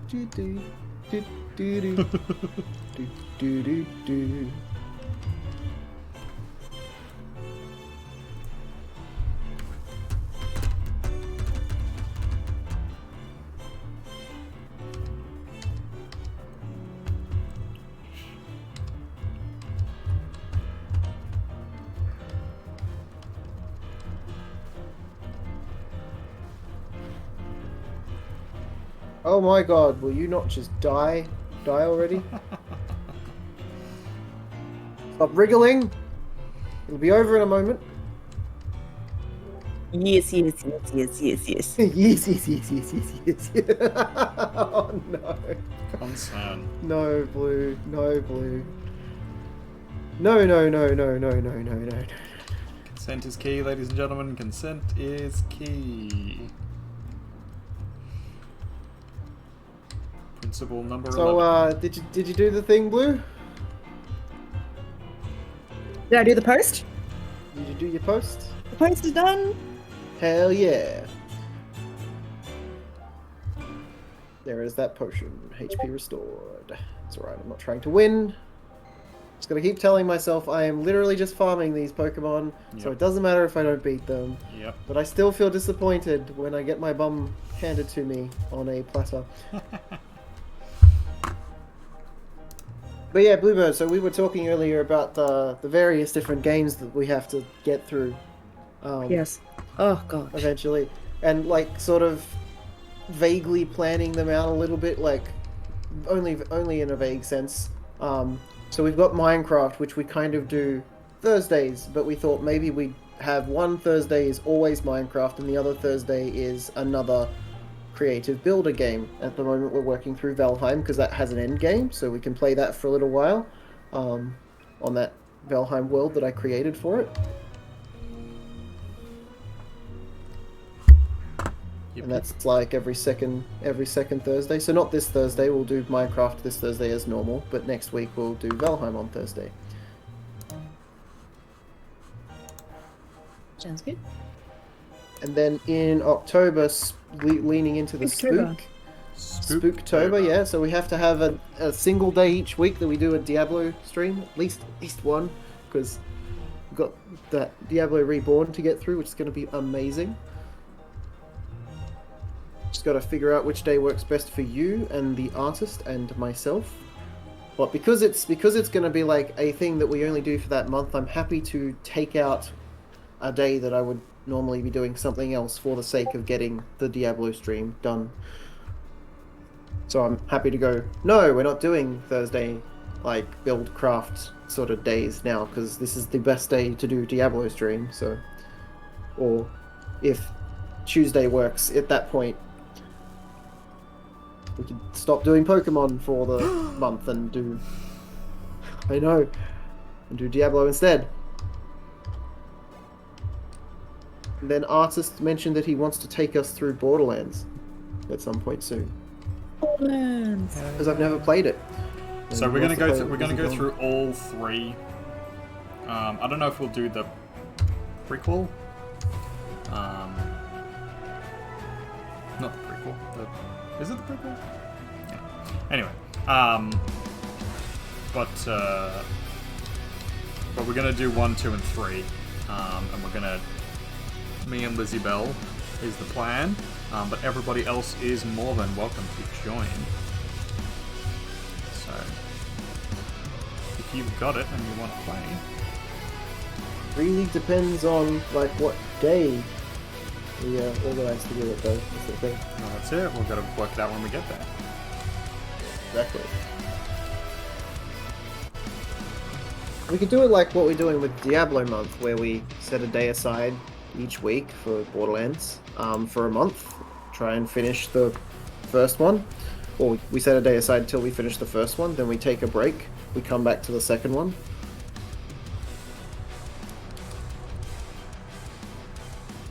Oh, do I want Thrash?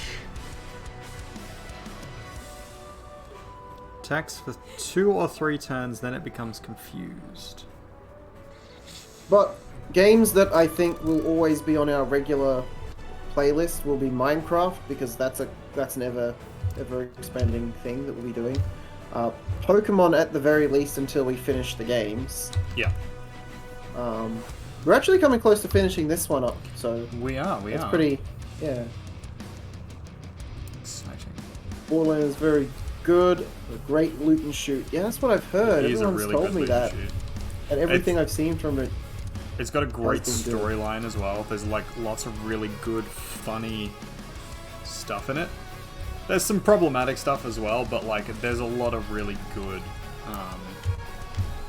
like funny story elements, which are fun. So. Like problematic, or problematic in that it's a little bit dark. So they have characters that are like dwarf-like figures, and they call them midgets and stuff like that. Like there's stuff that's very borderline and tongue-in-cheek that some people could probably find quite offensive. I mean, yeah, that's kind of always... Yeah, and it was specifically made that way, so like someone might find it unhappy, but you know. I take it like in the show Peaky Blinders. Hope everyone's seen it. It's a good show. In the show Peaky Blinders, they say the G word a lot. Do. And then a lot of people would find that to be offensive, but like that is how they did things in the time. So it's like it is an artistic rendition. So is it problematic, or is it like a part of the artist's rendition of what they're You blame ethereal throat singing Mongolians with drip.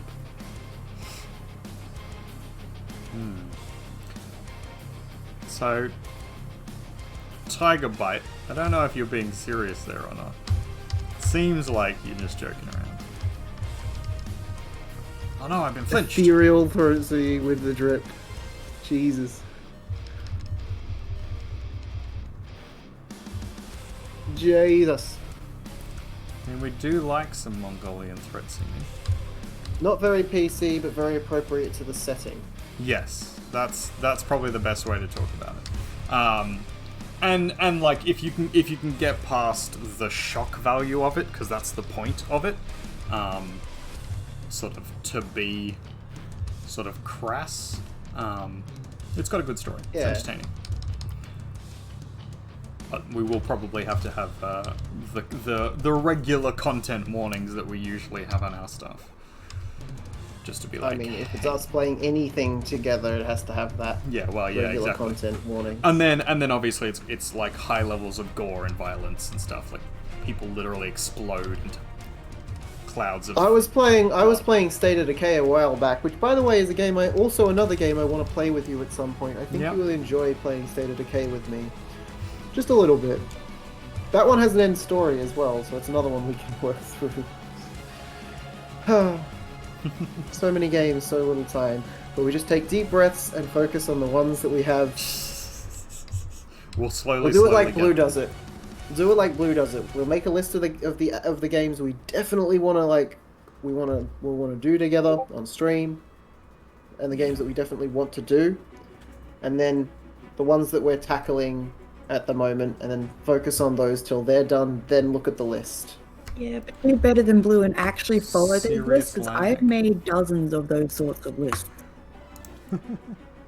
Well, if we're encouraging each other, we have to follow the list, because we're encouraging each other to follow the list. Yeah, there is a bit of lag at the moment. You are right, Tiger Bite. Not really sure how to fix that. Unfortunately, that's probably just my internet. If you are watching via the multi, you're probably going to have to turn the audio from one of us down or off.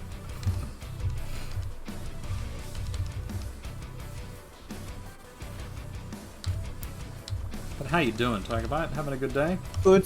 Could give Gloomhaven a try if that's the sort of thing that grabs you.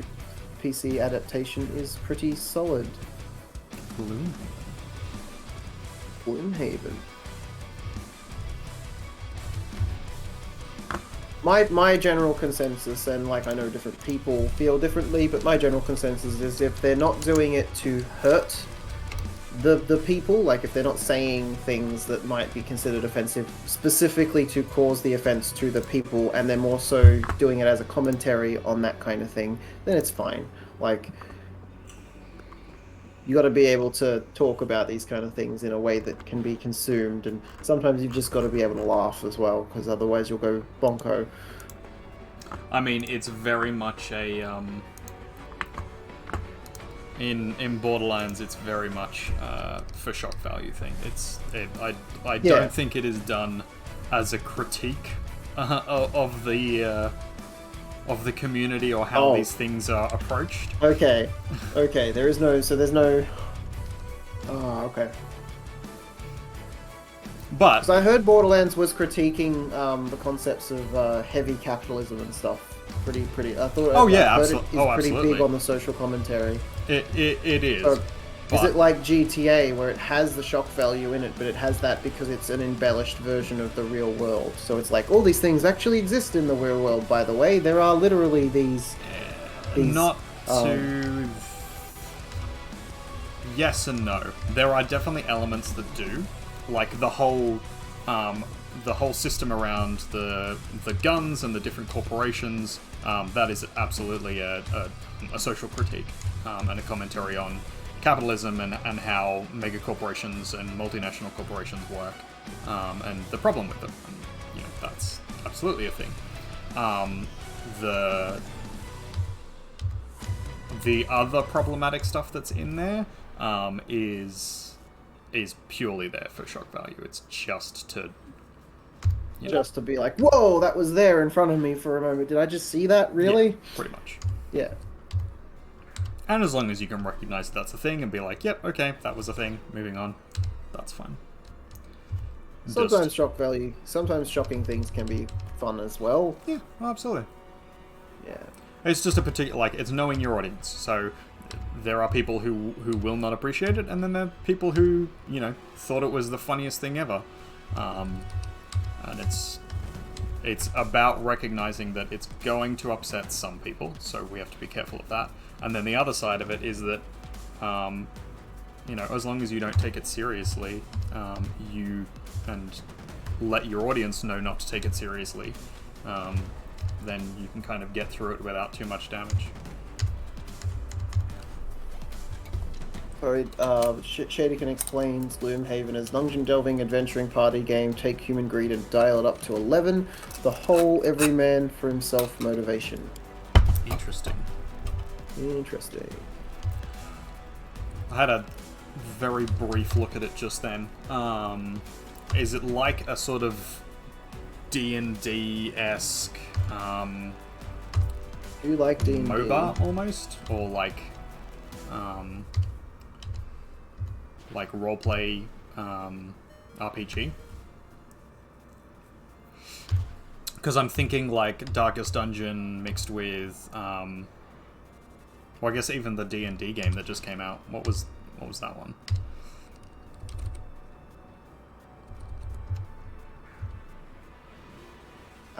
Knocked out the Lapras. Hey, nice work.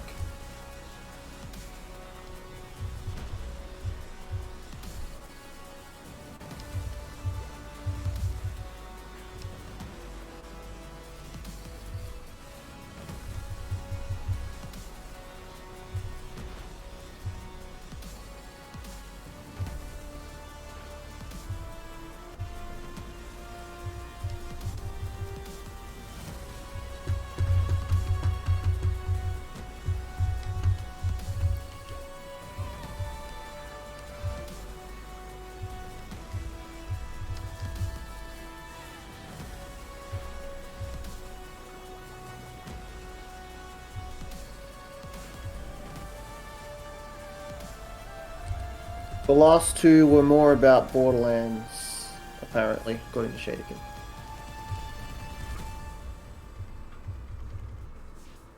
Oh, as in the last two messages. So, Borderlands is take human greed and dial it up to 11. Oh, and yeah, then the absolutely. whole every man for himself motivation. Yep. Yeah. Yeah, absolutely. So, yeah, that's commentary on, like, capitalism gone too far kind of thing. And also the sort of tropes within the gaming industry, and also within like just games and storytelling itself, of like the idea of a hero as being someone who goes in and rather than like trying to actually work out what the problem is and fix it realistically, they go in guns blazing and just like fuck shit up, and then afterwards like gain from that, make money off that. Yeah. Is one of the big jokes within that. Things shouldn't be this way. I just defeated her. So basically I just defeated her with only 4 Pokemon, because Vileplume is just sitting there in the background, leeching. So that makes me feel kind of good. Somehow you managed to beat me in our first battle. Yes, it was definitely your first battle. It was our first battle for today.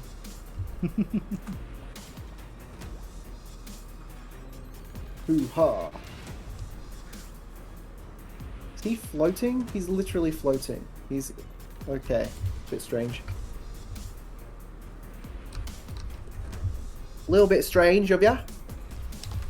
Just a bit. Gloomhaven is very D&D-like, but your health is dictated by cards. But you also use cards to attack, so it's an interesting balancing act. We do like cards. I'm currently like half working on a card game at the moment on the side. I'm not sure if it's the card game.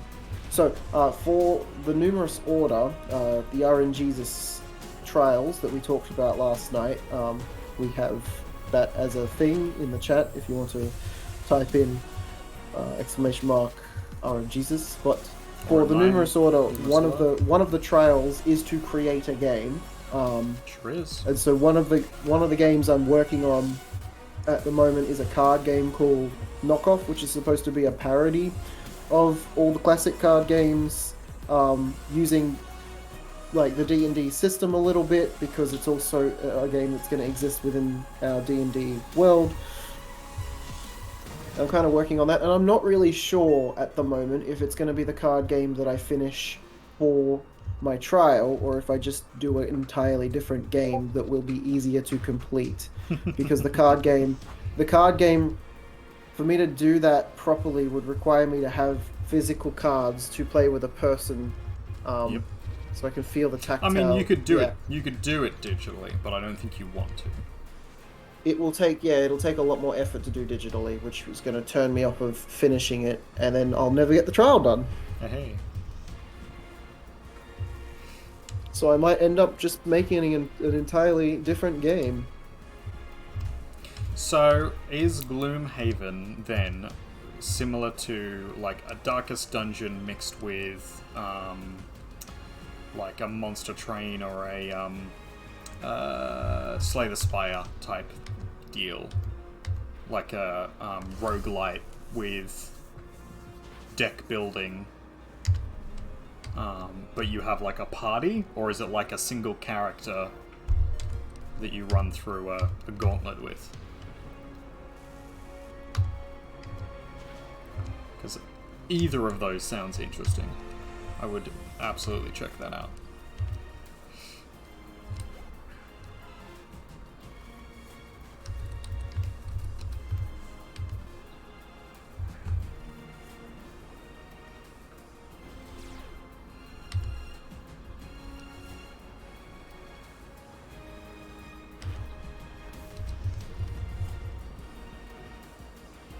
One thing we could do to get more games out of the way is like do multiple games within a streaming session.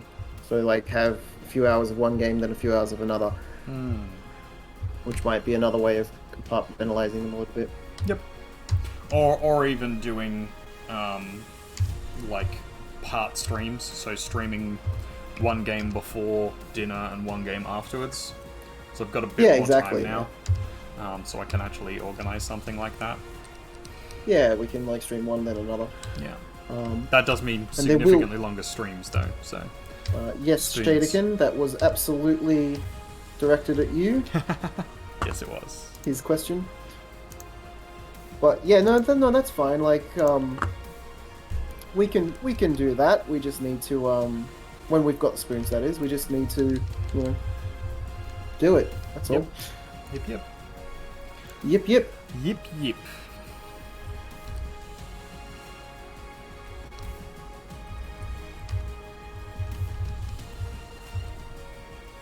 Shadekin asked if you can repeat your question. Oh, sorry. So, I was just asking if Gloomhaven is similar to like a Darkest Dungeon type system, which is like multiple characters moving through a dungeon, like collecting loot and stuff, with the card battling system similar to something like Monster Train or Slay the Spire, which are like deck building games where you use the attributes of each card to attack and to build your characters out, which are very sort of rogue-like style things. So like the characters level up over time, or you get like certain items that boost characters, but each run is its own sort of like discrete little thing. So you sort of play for 40 minutes to try and get to an end boss or something, and then that's the end of the run, and then you start again from scratch. Is it that kind of deal, or is it more of a long run, like the same characters forever type thing? Because either of those is interesting. I like all three of those games. They're good fun. I would recommend them to anybody. Machamp just wrecked pretty much all of my Pokemon. Yep. You don't have a flying type? Or Yes. at least something with flying type moves? Multiple flying types. He wrecked them too. Oh. Interesting.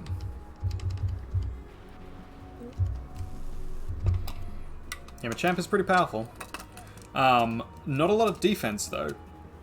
So if you can hit it hard enough, it should die. Fairly glass cannon. Not, like, super, but, like, fairly. Seems to be holding his own. Yeah. Yeah, probably not probably not to the same degree as Pikachu is. But fairly. Oh yeah, Pika Blue, she is so glass cannon. Yeah. But I refuse to evolve her, because then it wouldn't be Pika Blue anymore. Hey, if you want to handicap yourself, that's fine. Hey, you handicapped yourself. I have done the exact same thing. This is not a criticism of you. Yeah, so I guess that is my thing. Your thing is that you have to have fire and flying. My thing is that I always have to have Pika Blue in my main lineup. Fair.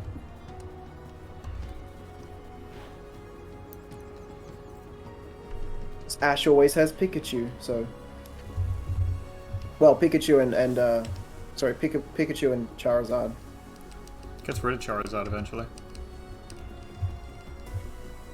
Well, he was wrong. Sends him off to the Sanctuary. He was wrong to do that. Sends him off to the Sanctuary.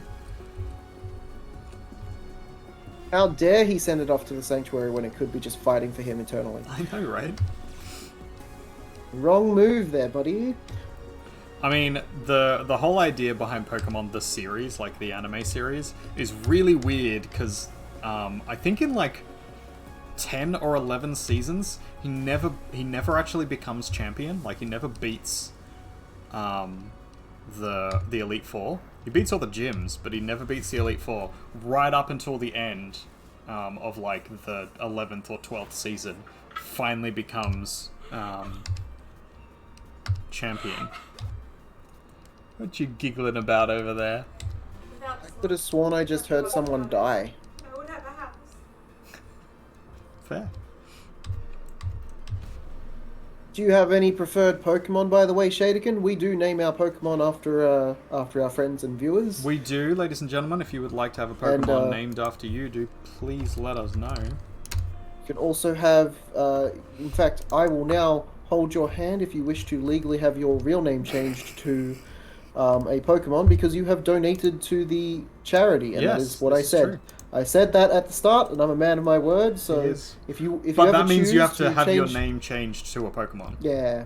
If you ever legally want to have your name changed to that of a Pokemon, I will hold your hand through the whole process. I mean, you will have to send me, you'll have to buy a mannequin so that that mannequin legally belongs to you, and then send me the hand from that mannequin, so I am technically holding your hand, but I will do it. Unless you previously already have that hand prepared.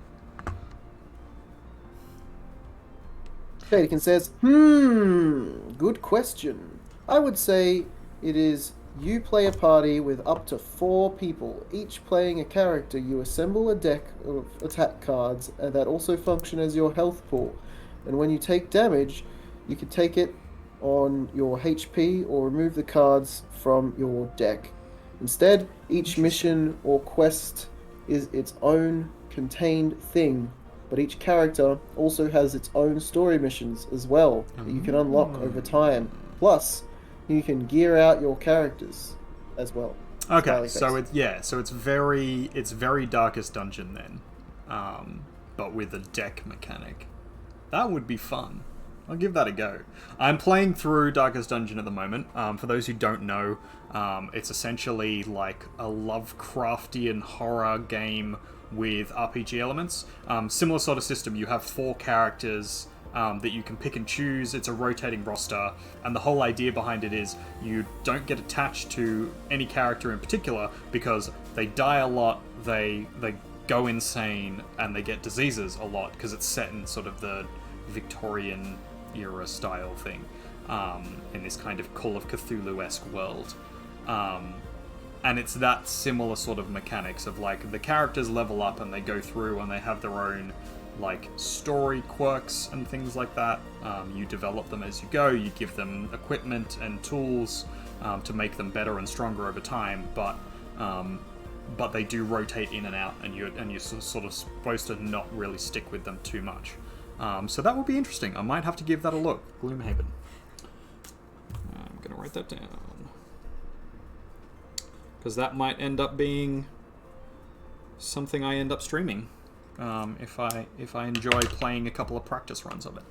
Apologies, ladies and gents. I'm just going to quickly run to do a bio break. So I'm going to turn off my microphone, but I'm going to leave the audio for COG on. And I'm going to give you a nice web screen to look at. So enjoy that. What you need to do is get Words on Stream sorted.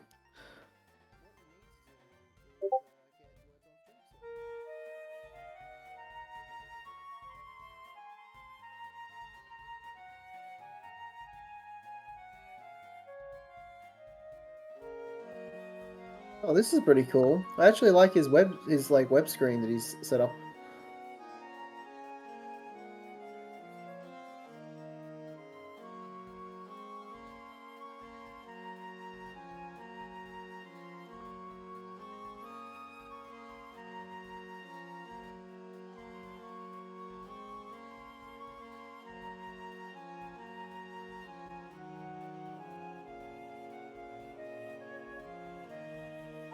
So, Bluebird, do you think we're finally going to get out of the city on our D&D game on Sunday?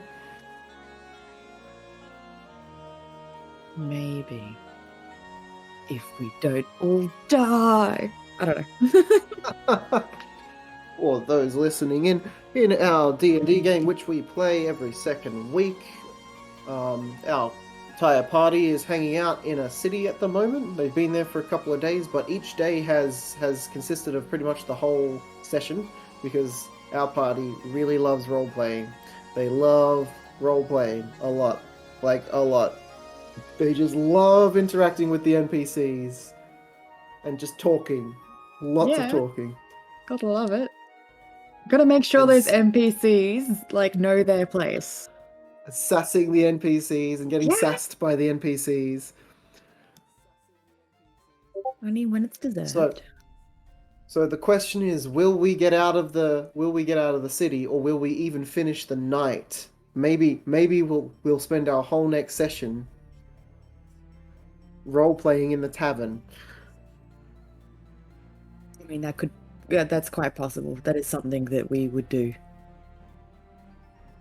I have a theory at least half of the session will be role-playing in the tavern the night before.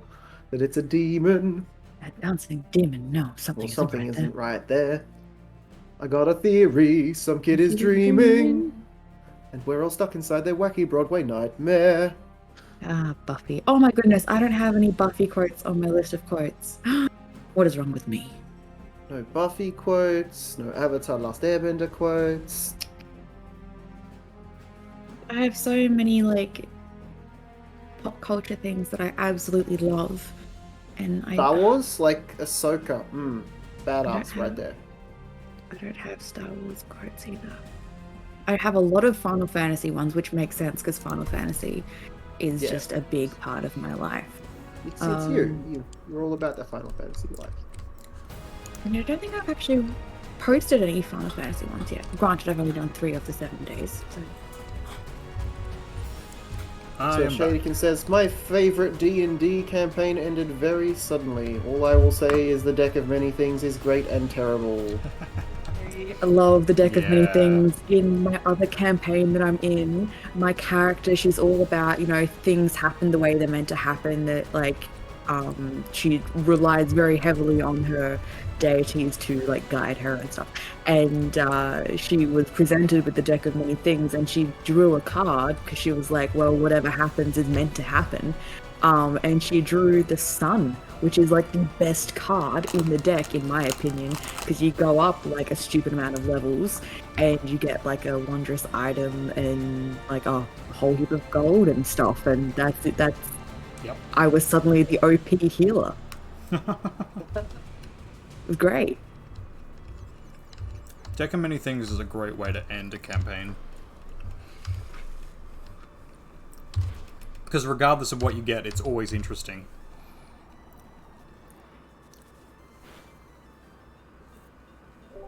I think the other time someone's drawn, when I've been in a campaign, someone's drawn from the deck of many things, it's when their character was leaving the campaign, and because I think he was moving overseas or something, and it just wasn't something that was viable for him anymore. And so his character got captured, but before he got captured, he drew a card, and it was the key, I think it was. So he gets captured and taken away, and he has this key which can unlock anything, or I don't know, I think that's what it was. It's that's pretty awesome. It just lined up perfectly. So good. So Shadykin says, yep, we got Void. Yep, that sounds about right. I know all about the deck of many things, but I've never myself used it. Which will happen in either mine or artist's game, or potentially one of our friends that plays in our same world. We love using the deck, the crazy things. So the deck of many things. I've run it twice. I've had one was the full deck, and another one was a pared back version because I didn't want to completely ruin things. Oh my god! I just beat the second one. Hey, nice work. Again, only with 4 Pokemon because my Vileplume is still leveling up. So. It's not bad. Goodbye, universe. Well, the universe could end in our D&D verse. So there is a little caveat to that. Because our D&D verse is shared, many DMs DM their own games in it, like the world. Each GM kind of focuses on a setting. They're not strictly speaking only that GM setting, period, but they focus on a setting area in our game. So I've got a couple that are mine. The one I'm focusing on most at the moment is the mountainous region. It's called Jurifer. It's dwarves, air ganassi, lots of murlocs, a valley with halflings, all that fun stuff. And it's just huge mountains, lots of big cities. And then the New World Artist focus mostly on the Highlands. The Highlands, very Celtic, very Scotsman themed. They speak sort of a dialect of Druidic that is capable of being understood. Yep. I think it might be potentially a Gnomish. I think halfling, because halflings speak Welsh in our D&D verse, which is another thing about our D&D game. So that we can keep things consistent, each in-game language has a real-world language equivalent. Yeah. Have we ever tried a heritage campaign? Do explain what a heritage campaign is. I've never heard of that before. You know what that is, artist? I don't off the top of my head. We'll Google it. Well, yeah, we'll let Shadykin go first. You begin as children. Oh! No! That sounds like a lot of fun, though, yeah. Well, okay. We haven't done a heritage campaign, but both Bluebird and I play children. in D&D. I play a teenager who's 17 years old in the Artist's campaign, and Bluebird plays a child in both of our games. In Artists, he plays, I think, a 16-year-old, 14-year-old named Aina. Yes. Depends on the day. 16 or 14. Depends on the day. Depends on the day. Depends on what number I think of at the time.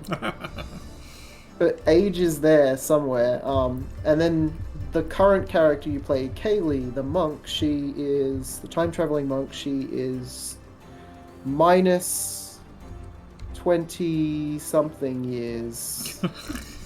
Yeah, that's not how that because works. she's from the That's not how future, that so works. she's minus something years. She's not even born yet. Not even a twinkle in someone's eye. Hey. She's not even a twinkle in her pappy's eye. I really want to play. There was an idea for a campaign that I saw online, which was like you start as a group of villagers at 0 level. So you all have like standard base stats at like 10 or something, or 8. And then as you're playing, you choose what, as you play from 0 level to 1st level, you play through putting in your stats as you earn them instead of earning experience points. And once you get enough stats to be able to choose a class, you then level up to level 1 in that class. And I thought that was a really interesting way of doing it, but I don't know how that would actually play out.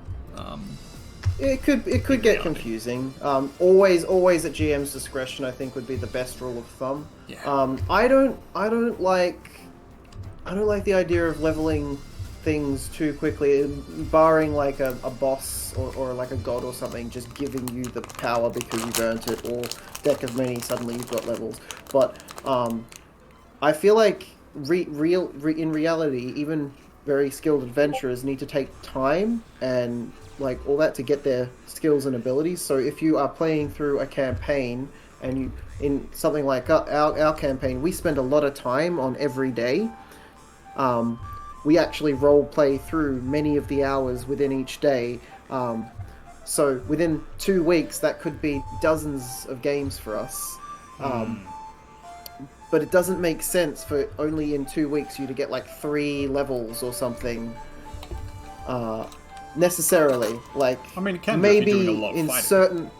in certain circumstances, maybe you could like compartmentalize. Oh yeah, you've done all this stuff, so you gain this many levels. But I don't like it as a general rule of thumb. I like the level progression to seem a bit more natural, because in the real world it takes a lot of time to master your class and your skills, and which is why I'm kind of like, we do milestone and we do it quite slowly. And you need, and I focus more on the role play and then the items that you earn and the boons that you earn through interacting with people, and it's your levels and abilities are all there and important, but we focus more on the on the relationships you build whilst you're playing, whilst you're going through the game. So my view on that tends to be, especially at lower levels, that leveling up pretty quickly does make sense. Because the original game is kind of made like that, with the XP levels being quite low to begin with. Because you're going from, like, no skill, like not really having a background in whatever it is you're doing, to becoming at least semi-competent in it. And that's not something that would take too long.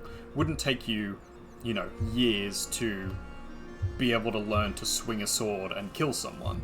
But becoming a 20th level master at it, then yes, that would take forever. And I think that's where the scale of game has to change over the course of time. So in your low levels, I think 2 weeks or like 2 months or whatever as a time period to get from level 1 all the way up to, like, I don't know, level 9 or 10 or whatever makes sense.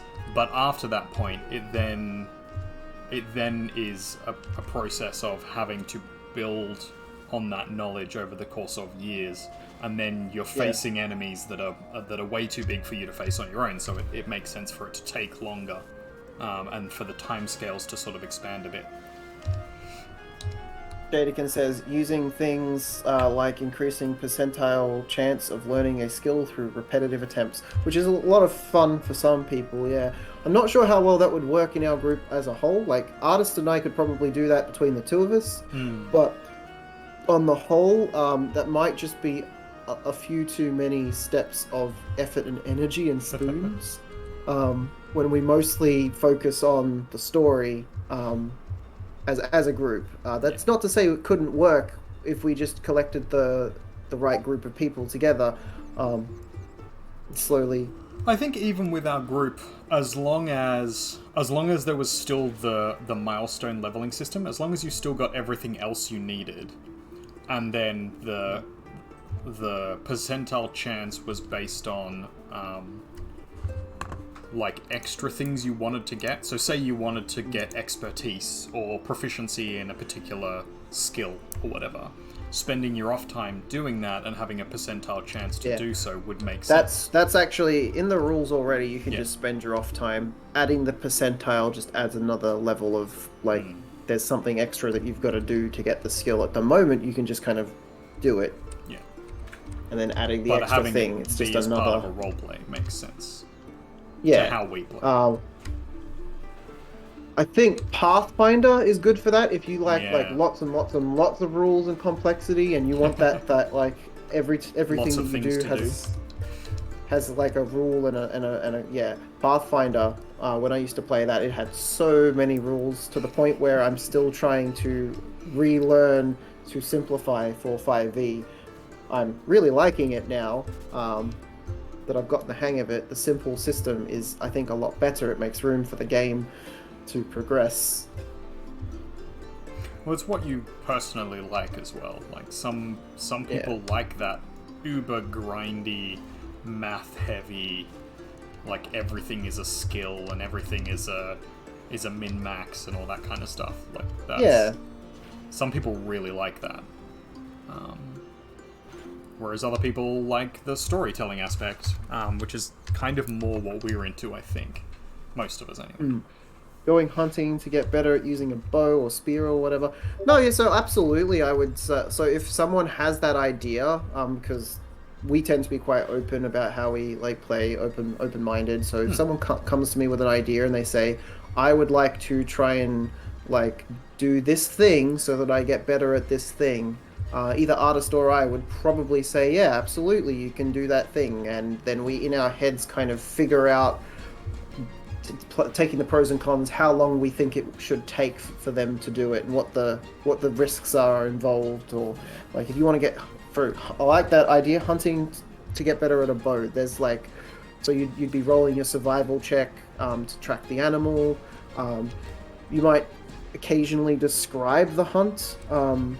And like maybe we describe each day you do this thing and you succeed in catching this much stuff and you succeed in catching that much stuff and then today you shot it point blank.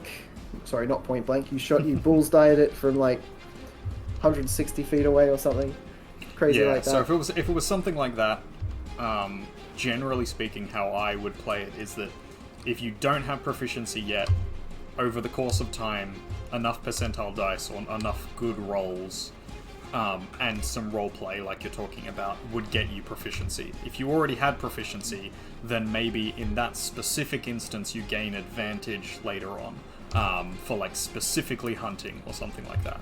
I probably wouldn't add it as a boon, because the chances are if you're using a bow, you're using a class that has benefits for that.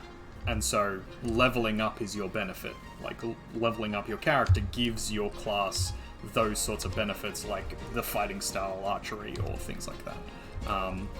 Or, alternatively, there are magic items that boost those things. So maybe you train, and then, you know, the world might give you a magic item eventually, rather than it being a specific skill or boosted thing that you would learn how to do over time.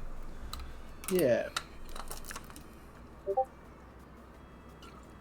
Because there are already mechanics for those sorts of things. Shaken says it seems to have come from people wanting to have a reason for the skills they have learned, rather than just hitting a level and just gaining a new ability seemingly out of nowhere. Yeah, so that's another thing that kind of, it can ruin my suspension of disbelief. So I like to kind of, I like to add story or flavor text to, like, when you level up, I like to add, like, detail. How'd you get that new skill? You get it, no doubt about it. Like, that's how the rules work. You've earned that level, so you get that level. You've got all these skills, but what's the process? And I'll start by asking the player if they're comfortable making that stuff up. I'll ask them to give us their spiel, their flavor text. But if they don't feel comfortable doing it themselves, then I'll take over the story a little bit, and I'll tell them how things go from my perspective. As when I'm GMing. I think, Artist, you're a bit similar, aren't you? Yeah. I've in the past played with smaller groups, or very specific things that people wanted to get via leveling. So they're, asking to level up, or when they're going to level up because they really want to get a certain skill or whatever. I made a point of being like, okay, well, to level up, you need to get your character to learn to do this thing. Like, if you want to be able to, I can't remember the exact thing it was, but it was one of the, their class features, essentially, in their archetype. And I was basically saying that, like, look, you won't level up until your character learns to do this thing, because you need a reason why you've suddenly learned how to do it, especially given that you want it so badly and you're trying to push us to level you up early just so you can get it. So we did that as a thing. I know some other DMs as well who will allow characters to level up based on experience, but then they don't unlock their class features until their character learns to do it. So they have to spend time in their off time learning to do the thing that their level gives them. I'm not sure I would ever play it like that, but it's an interesting idea.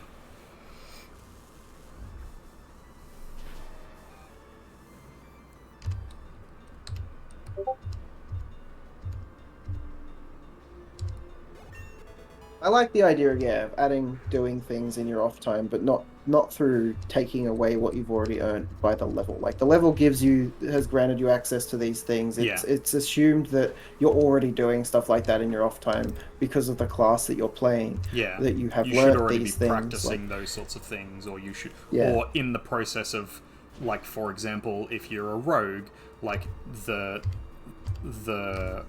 being sneaky and attacking things and learning how creatures and people work, you learn to sneak attack. You learn where the most vulnerable points of a character or creature is, and the better you get with your weapons by using them, the more you can sneak attack you, the better that sneak attack is. It makes sense that your character develops that over time, those skills, or like the assassin feat and things like that, the class feature, I mean. It makes sense that your character would learn to do those things because they're already engaged in doing that. The one that I find is interesting is trying to gain things outside of your class, like feats, or if you're trying to pick up, like extra spells outside of your spell list, or like multi-class type things without actually taking a level in that class. That's an interesting thing that I've played around with previously, giving people access to other classes' abilities, but you have to earn it. You have to go out and learn to do it. I think it's something we've talked about a little bit, well, at least Blue and I were talking about it, I think, last night, is the idea of spells being a little bit less locked to a class and more so locked to the flavor of your character. So you're a wizard, but you have studied something like healing magic, maybe. Maybe you're using the wizard system, but you've unlocked cleric-style spells because you are studying healing. Like, I haven't done that before, but that's like an extreme example of that. In more simplistic cases, spells that are normally locked off from different classes, you would give them a little bit more leeway to have those spells, like, because they're all just mechanically there so that you can use them, If you can find an excuse to have this character have this spell, makes sense to me that they could have the spell, for the most part. Yeah, I have concerns or problems with those kinds of things because the 5e is notorious with its terrible balance in spells. So I have no issue with playing around. It's got to be with case spell. by case. Yeah, I have no issue with playing around with what spells people have access to. But the idea of classes being bound to their specific character classes makes sense. Their spell lists, because that's how the game is balanced. Certain characters don't have access to healing magic on purpose. But if you can build a reasonable reason why in your backstory and in your studies, and then you work towards getting it. And you can balance it so that it doesn't break the game as well. I think case by case. Each spell is case by case. So the wizard healer, for example, that would, if the wizard's wholly orientated around healing magic, that would be very unbalanced, I think, and take time to sort of process. But if they've just got access to one healing spell, that might not be so bad. Like they've got like one spell, like a cure light wounds or something. They've worked out like how to use magic to cure light wounds, and like they need material components and just like a healing word. Simple. One spell that they've unlocked. Usually the response to that tends to be though that you can take a feat magic initiate to get access to those spells, or alternatively there are, I believe, certain class features in Bard or multi-classing where you can get access to spells outside of your spell list, but it's a very limited amount, and it's like first level spells or a cantrip, usually. Which is fine. That's definitely a thing that exists, but with feats you get an ability score improvement plus an extra thing. So like there are still ways to like balance that further. So for example, if you were to take that feat, so in the case of where you've developed this wizard that only has access to this extra healing spell because this is a part of how you wanted the story to go, they've got that healing spell, but they don't have like everything, and they don't have access to certain like maybe warlock spells or whatever. So you get magic initiate, then suddenly you've got access to the whole list. You can pick something from anywhere. Instead of it just being, I wanted to make this character a very specific way, and so I've for example, that's the idea of like using mechanics to tell a story as opposed to using mechanics to just have access to anything. Balancing is important though, very important. I would say every time we do this, we have to sort of sit and we do sit and have a conversation about it. Usually an argument. Yeah, both. A bit of both. But both of us have poorly balanced mechanics a couple of times. Artist was playing Me usually custom... on purpose. Yeah, usually on purpose. Artist was playing an entirely custom-made subclass for the Warlock that we developed together, and it's very not well balanced at the moment. It needs a lot of work and a lot of play testing. Yeah, it's got elements of unbalanced in the OP direction and lots of other elements of unbalanced in the definitely not OP direction. So it needs to sort of to find a middle ground. It's kind of weirdly balanced in that it both is awesome and sucks, but like but yeah, we're playing around with that. And then there was the splitter incident. You accidentally made a very, very terrible magic item that was way too. It was funny. Way too OP, and then you had to sort of retroactively nerf it as you were going. Well, so it was. The problem was because it was like the first time I'd ever. So I made up this sentient axe. Essentially, was the problem. The character was the weapon, rather than the character, rather than the creature that was using it. And the problem I had was that I had some very specific rules around what it was and how it worked, but they weren't super well defined because we didn't have a lot of time to go over and talk about them. And so it was sort of developing as we were playing it, and it was fairly balanced to begin with until it got to the point where the player was unhappy with how it was progressing, and so we then had to discuss how some of the things could have worked. And it was pretty early on in the campaign, and things weren't sort of progressing as I had hoped. And so it got messy to begin with. And then it became frustrating for the player who was playing the character, this sort of sentient weapon, and other players in the game as well. And so I was trying to manage expectations of both groups. And I should have put down the mechanics as rule and as law a little bit harder, but I didn't. And I sort of you wanted, because you wanted the to be good experience for everyone. Yeah, so sometimes I wanted the player of the sentient object to feel like they still had agency and still could work around with things, but they were looking for a very specific outcome, and they felt like they were pushed in a corner to do a specific sort of thing, and it then seemed like it wasn't going to be particularly fair to the other players, because then the object became quite overpowered.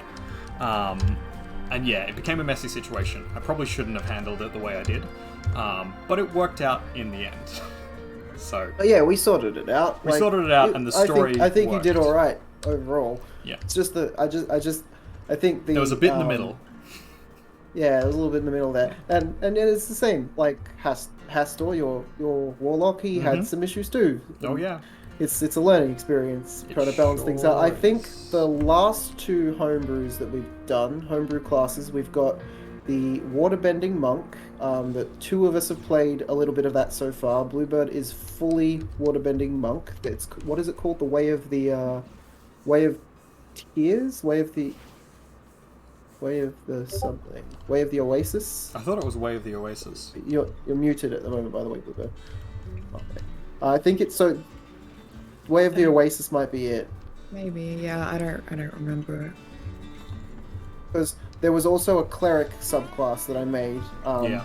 And they're themed similarly because they're in the same area. But the cleric focuses kind of on like water and death. Because it's the desert, so it's got a little bit of an Egyptian inspiration, and the monk focuses entirely on water, being of very importance and precious. And so, like, I think that class is like super well balanced. There's some aspects of it that I can see becoming a little OP, but not any more than any other class would be. So like, we know druids are OP, we know like a class of clerics, like all clerics are OP. Paladins can be, if you pick started right. on bards. Yeah. So no more than a regular monk would be as well. Like, monks can be real OP if you choose them right, if you build them right. So this class I don't think is any more OP than any of those. And it has some good drawbacks to it as well that sort of make it reasonable to play. I've had no issue with that, with either of those characters. Bahadi was a great character. Your character was a great character in that story arc. And the two classes, because you multi-classed with it. So I well. was playing two homebrew classes multi-classed. So it was a recipe for disaster, but it turned out all right. Like, turned out really good. It was fairly well balanced, and it worked quite well. You also played a non-standard race as well, just to make it difficult. I played a tabaxi, but I played like a played a variant tabaxi, yeah. Yeah, and variants are another thing that I'm cool with, because the thing is, different races, they have their physical traits, but in different regions and areas, the races, they grow differently. So you can have clever halflings that have similar statistics to gnomes. You could have tinker elves that have similar statistics to gnomes. You could have very constitution-y, hearty elves as well, like similar to dwarves. Oh, Shadykin said something in the chat over here and I missed it. Shadykin said, I once GM'd for a high school group of about 20. Wow, 20 people players. who played as a mercenary company. That was quite an experience. Fortunately, they wanted to play in smaller strike groups and only once as the entire company. That's interesting. That's interesting. That's a lot of people. That is a lot of people. I've played the highest I played as a like proper D&D group was 8, which was also with a group of school children, and then playing non-standard D&D, so like it barely resembled D&D at all. It was basically just rolling dice to determine outcomes. Done that a whole bunch of times. Almost more like Fate system-esque, rather than actual D&D. But that was with a group of like probably about 20, like 18, 19 kids. And we basically just had a long dungeon, and they long dungeon. And they each had their own like little character, and rather than doing like hit points or anything like that, it was just like one hit and you're dead. So you would roll dice, and you had to beat a DC for whatever the thing was, and there was just like a bunch of dangers that they had to work through, and it was mainly more puzzle than it was like fighting dungeon-wise. And it was a gauntlet that they just all had to run together to get to the end. That was really fun, but I wouldn't have called it D&D. Like we played a role-playing game altogether. 20 people at once in D&D would be insane. I used to do post by post, but not on. So most people know what post by post is, but not so much in threads. So on Facebook and then in other sites like Reddit and stuff, you get threads where people just post little story bits, and it's usually huge ass paragraphs. It's a lot. And I did get involved in some of those, but they were too big and too extensive for me. So what I did instead was I created spaces, little groups, and they were active live group chats, and that's how we would roleplay. I know that's another thing that exists in other parts of the internet as well. We didn't actually know that there were other places where you could do this in our own little group, because it was still like new territory for us, and it was very early days too. Like early to mid 2000s we were doing this. So really early days for this kind of roleplay. And I had like almost a dozen or so people in the group chat at one point. I would roll dice for everyone as the GM. Like, they would have to just accept what I said as law when I was GMing. And other people took over as GM sometimes. And it was the same thing. You have to accept what they said as rule of law. Now, because we were all kids, and we were all shits, there was a lot of arguments. Like, a lot of arguments. There was a lot of inappropriate things. I made a lot of inappropriate stories. They made a lot of inappropriate stories. They made a lot of inappropriate characters. It was terrible. It was bad. But to this day, so it was some of the best fun I'd had. Like, just disappearing into other worlds with a bunch of people. We eventually evolved and found a virtual dice roller called catchyourhairdice.com. You could choose your RGB for your color. You could have a couple of little sketch bits in there. It was like not particularly good for that, but you could roll the dice in it, and you could see what the dice rolls were all together. So we were able to sort of evolve, and we started playing something closer to D&D. Then we started trying to learn D&D and play it properly, and that always went poorly. Then finally I started campaigning my own D&D games, because I'd played 2nd edition and I'd played D&D properly with my stepdad, who is a veteran player. He has 1st edition D&D books. He's from the old chainmail era. Old school. He is old school. So I'd started on 2nd edition, and I played 3.5, so we started playing actual D&D for a while, and then we moved to Pathfinder because 4th edition sucked. Yes, it did. And for the longest time, I didn't want to touch anything but Pathfinder because I'd taken so much time to learn how Pathfinder worked, and it was such an extensive Reasonable. rule system. I finally gave 5e a try, and I freaking loved it. That is my history there. Sorry, no one asked. We are such nerds. So Shadekin says there were a bunch of theatre students and they're friends, and they did costuming and acting out their character interactions, and it was a joy to be a part of. That's amazing. Yeah, and is that awesome. reminds me, service announcement for all our D&D party around these parts. Don't forget, this Sunday we want to have an item at least, or something that is a Vizrep for your character, whether it be just wearing your hair in a certain way, having a bit of makeup on, or having some full costume and clothing. We want to have something that represents that you're that character. We're going to do that now. It's going to be fun. Viz reps. We can do that. Some kind of Viz reps, yeah. I mean, we're all do LARPers Viz here. reps. We can do that. We're all LARPers here. I'm going to have to tell Do I want to Experimenter become as well. famous? Yeah, I just got that a second ago too. Get out of here. While I'm pokey battling, does someone want to message the group chat or Experimenter and tell him what I just said then, so that I don't Lizzie forget Bell, to 'cause later? I'm pretty sure she's not paying attention. Sunday's Vizrep. We need to wear at least one item that's going to make us look like our characters. Or hold an item. Or so hold like an you could item.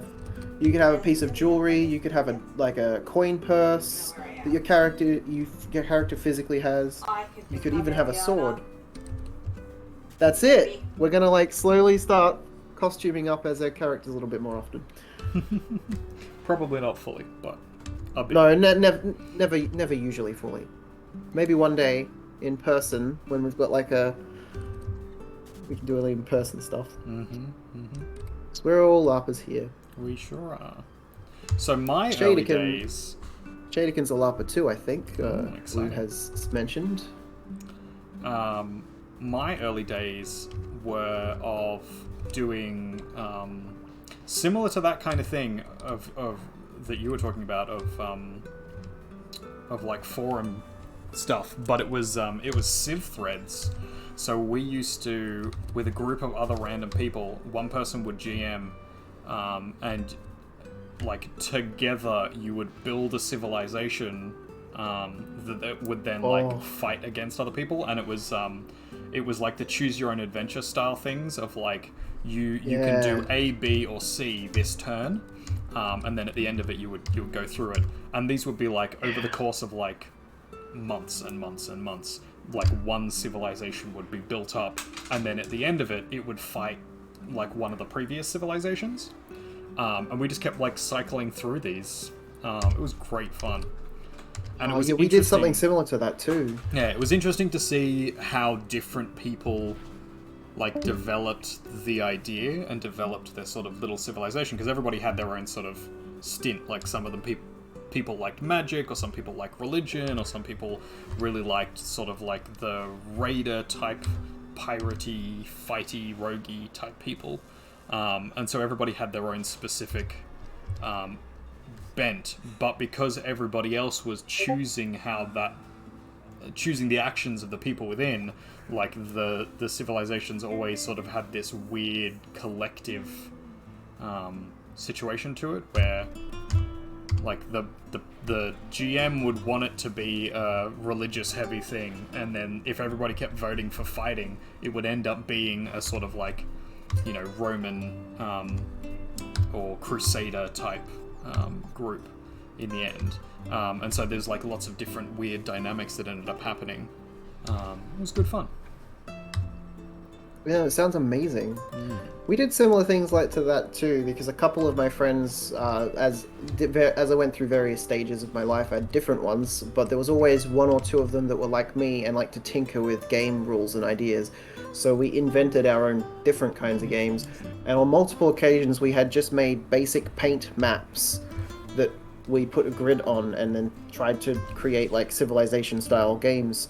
At one point, we did dice rolls and role play, and we were trying to slowly build up the amount of like forces that we had, and sort of do a tech race in a completely new world from tribal. People could sort of go, okay, I want to focus on my people having homes and walls and stuff like that, and we'd be like, okay, so you've got that, and yeah, we did a few things like that too. It got a lot easier to do stuff like that when Roll20 became a thing that we realized we could use. Because Roll20 is such a powerful, like relatively free. Like you can pay for it, like we do. You get a few extras, but relatively free, very powerful tool for tabletop of any kind, really. So you can just upload maps, and it's got dice, and you can custom design your own character sheets from complete scratch if you want to, or you can just tack onto another system.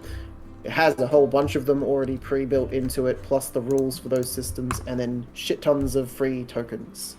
Yep. Lots of free tokens.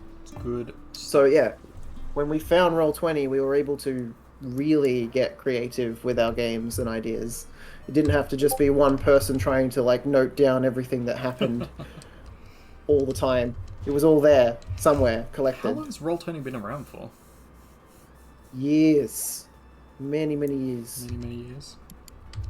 Many years. It was around when I was a wee lad. So like 3 years ago? No, more like 10, 15. Really? 10, 15 years ago? Wow. Yeah. Let's impress. Alright, I am going to give a hot go at the Elite Four. Oh, wonderful. I've just been smashing face against them this whole time. Yeah. As we've been conversing. And failing. So I think I'll give them one more go with you after I have a bio break, and then we can have a battle. Sounds good. Call it there. Call it there, yeah. Yeah. I'll be right back, everybody. I don't have words on stream set up at the moment, but you can listen to the New World Artist swear as he gets his ass handed to him by a bunch of NPCs. And I will.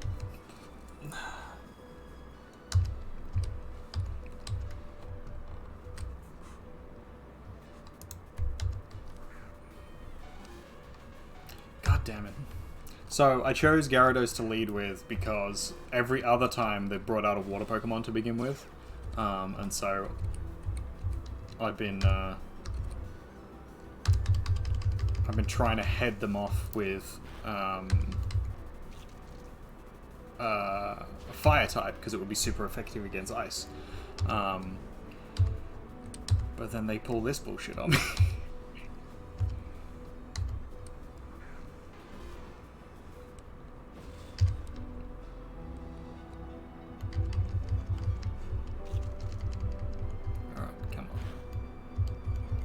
Lower the defense, that's what we need.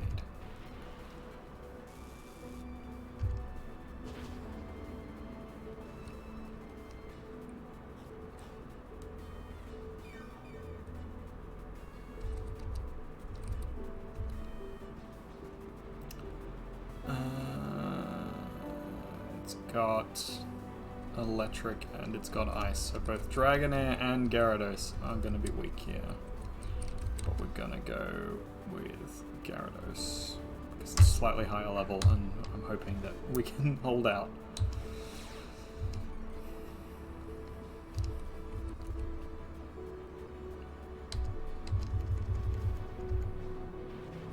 And I'm back. Welcome back, sir. How goes your fight? Only just started. Not doing great. Ah, see. It's this fucking Lapras. Kicking my ass. Hey Lizzie Bell, Blue, what were your experiences with RP? I know you guys, fairly certain both of you haven't done quite as much as Artist and I, but I'm sure we'd still be interested to hear your stories if you're interested Lizzie in telling. Bell's still here.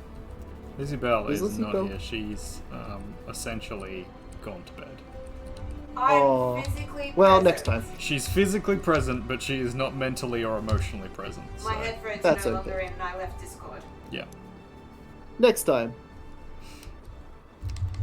So what was the question, sorry? Oh, it was what was your experiences? How'd you From- get into with RP. roleplay? What have you done with... Yeah. So we I didn't got mention LARP.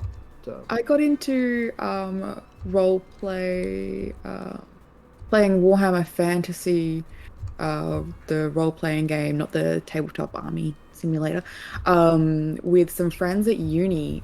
They were already about a quarter of the way, halfway through a campaign, and when I say that, they were about 2 years in. Solid.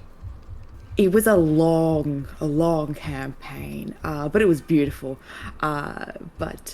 Yeah, so that's how I became really close friends with all of my uni friends.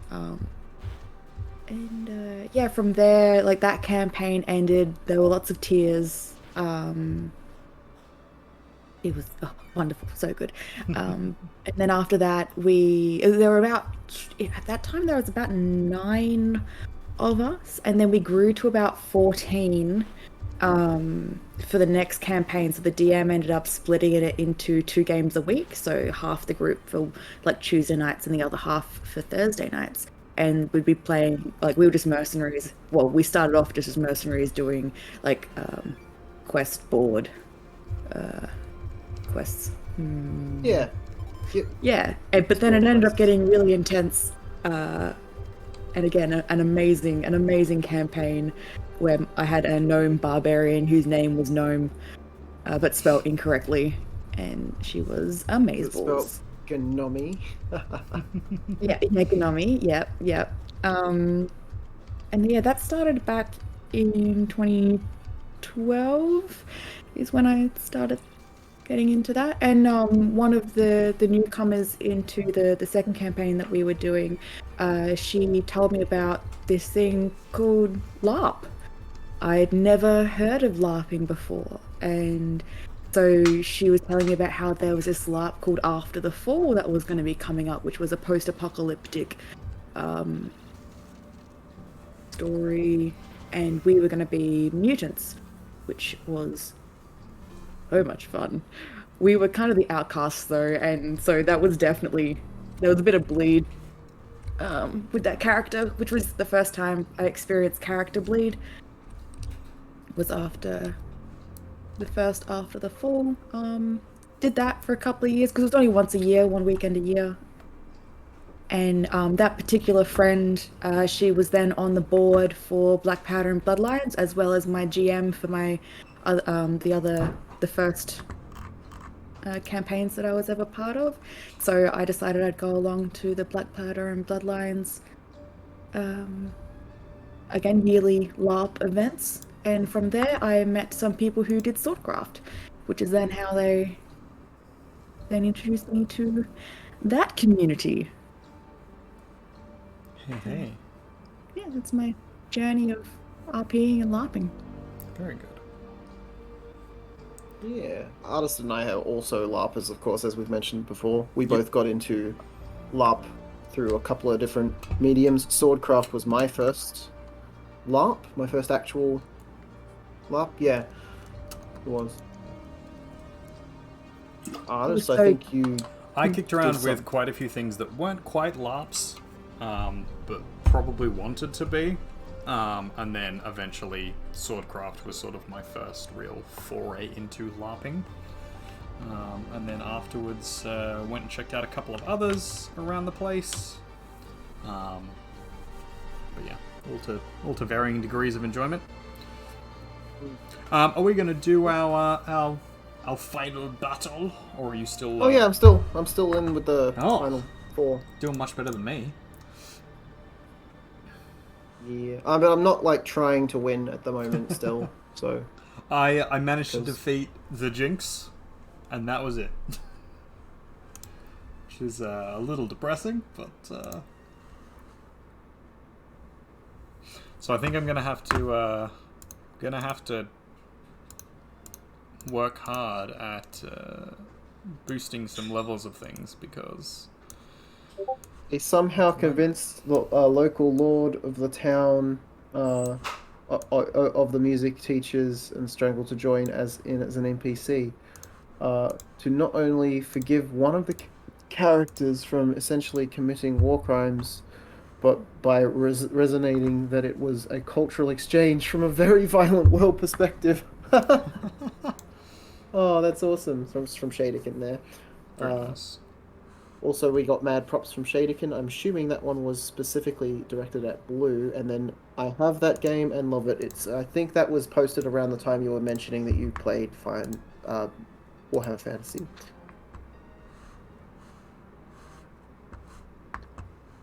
But yeah, I've done Swordcraft, and I've done a couple of other Swordcraft-like LARPs. Haven't done as much LARP as I would like to. But LARPing is very energy heavy, requires a lot. Sure is. Takes a lot out of you. Which is why it's good that it's like only a weekend. And even when you say weekend, it's pretty much the Saturday. Friday night is just kind of relaxing. Saturday is the LARP, and then Sunday is like the climax of the story / packing up. It's the one with that was the first one you did? That was the After the Fall and Black Powder Bloodlines. Yeah. Bloodlines, yeah. And when I found out that Swordcraft was something that happened every Friday night, my mind was blown. Because I was like, but how? So our Friday night games, though, for those who are listening in, they're not really LARP heavy.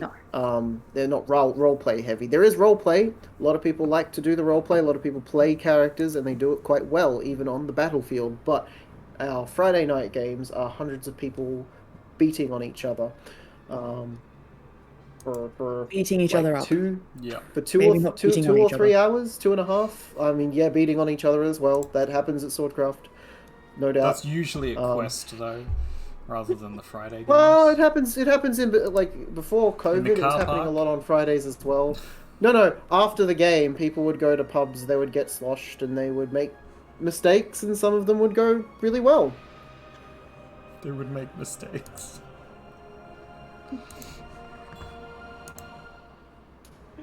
Isn't that how it goes? Drinking night, make mistakes. What drinking nights were you part of?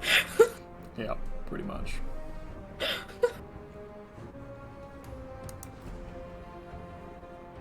The Shadykin yikes, my dude. Yeah. Yeah. Oh, it used to be so good when the beta bar was open. I miss Beta Bar. It was good fun. We used to go there and we just people watch after a Friday night. Yeah, only downside was that I was designated driver. That's terrible. Yeah, but sometimes you didn't have to be. Sometimes you could like just train it. Oh, I don't think I ever did. You've been going to the wrong sorts of parties. Look, at least you've been going to parties. I very rarely go to them, even before COVID. But I'm very picky with people. I get anxious a lot around them, and also people can be quite difficult. Is a nice word for it, I think. Are you ready for a fight, artist? I'm ready. Alright, let me just sort of choose how I'm gonna do this. No looking at each other's streams to see what Pokemon they pick. I mean, I haven't thus far. He usually has the exact same Pokemon every time, though. I sure do. Oh, okay, well then. There goes that. I change my lineup sometimes. I do not. Because I like to shake things up a little.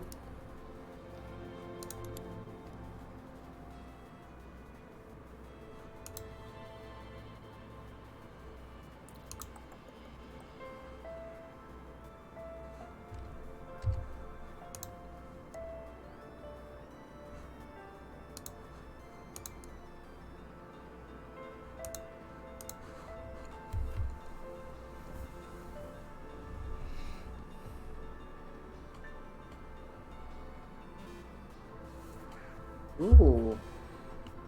Go Throw T up. Oh, yes. Little hurricane on Vileplume. Quite painful.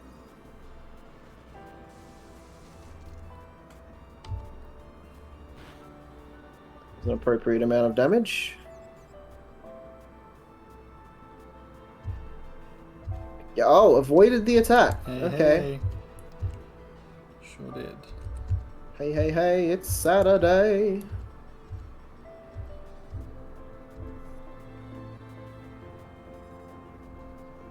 Unfortunately, T is going last now. Which is not good. Oh, I forgot I put a cup of tea on before my shower. Shit. Oh no! Oh no. This happened You last need to time have too. a delicious cup of tea, Zuko. Chomp.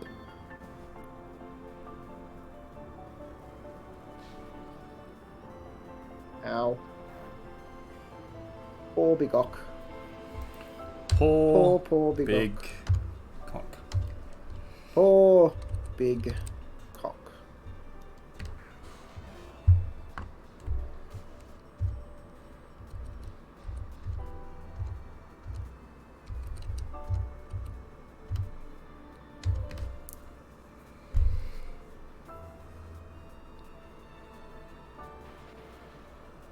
Zap.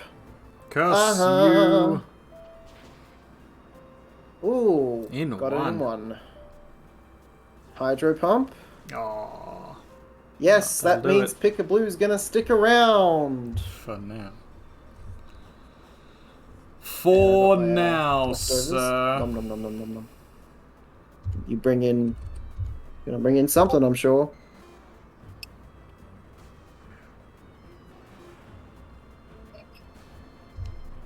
Sure am. Mm.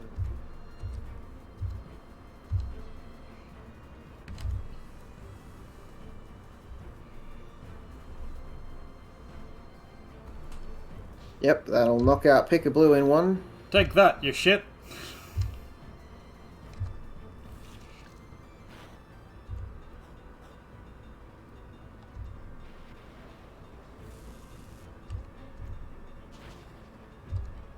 Ooh.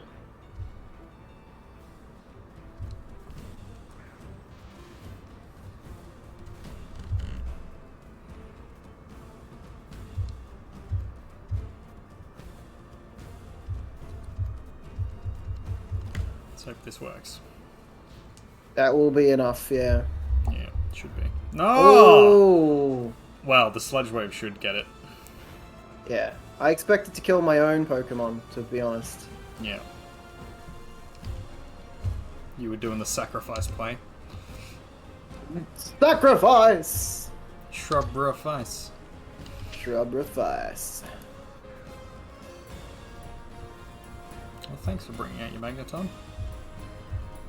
Yeah, it's like, it's either that or it's my dragon, and... Yeah. It is what it is. Mm-hmm. It is, it is.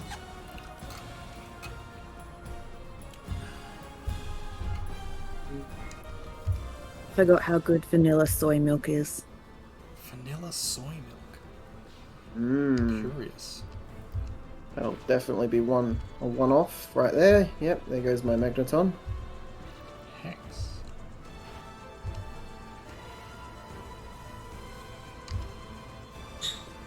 Oh, I'm still standing. Yeah, yeah, yeah. Well, jiggling around, kind of floating. But yeah. Still there. Jiggly jig.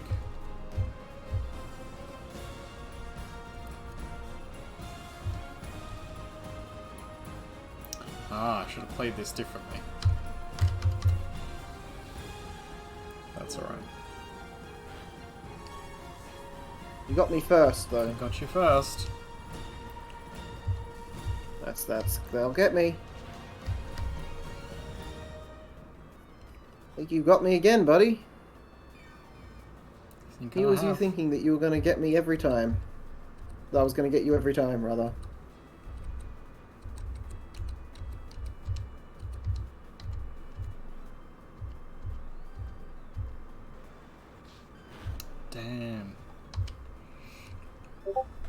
You still got 3 Pokemon left, and I'm on like I a know. half health final. I am not gonna lose this, but I was hoping.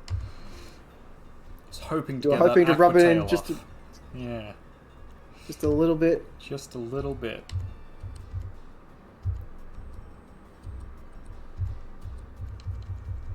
You're just gonna keep using Fly. It's gonna be really annoying. Oh, Inferno! I misjudged. It's a good thing it's not very effective. Yeah. End of days. Hey. Ah, GG, so. knocked me GG. out. Right, let me get you a Pokemon. Hang on a second.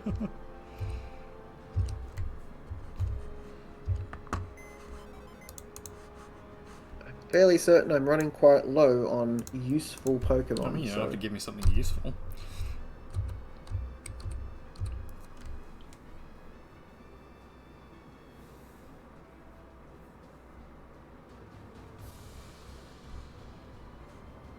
Rock Paper Tournament has begun.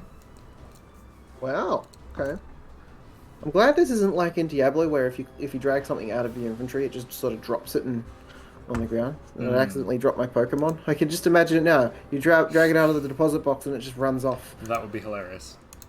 It'd be a very cruel way to have a Pokemon be released. Alright, here you go. Here's your Pokemon. Not as useful this time. I'm running low on useful Pokemon to give you. But it's one that does fit into your rules. Sort of. Oh, Regididge! The Pidge! Yeah, it's Regididge the Pidge. Original owner, Bluebird_XX. So this is the one I got from adorable. Bluebird.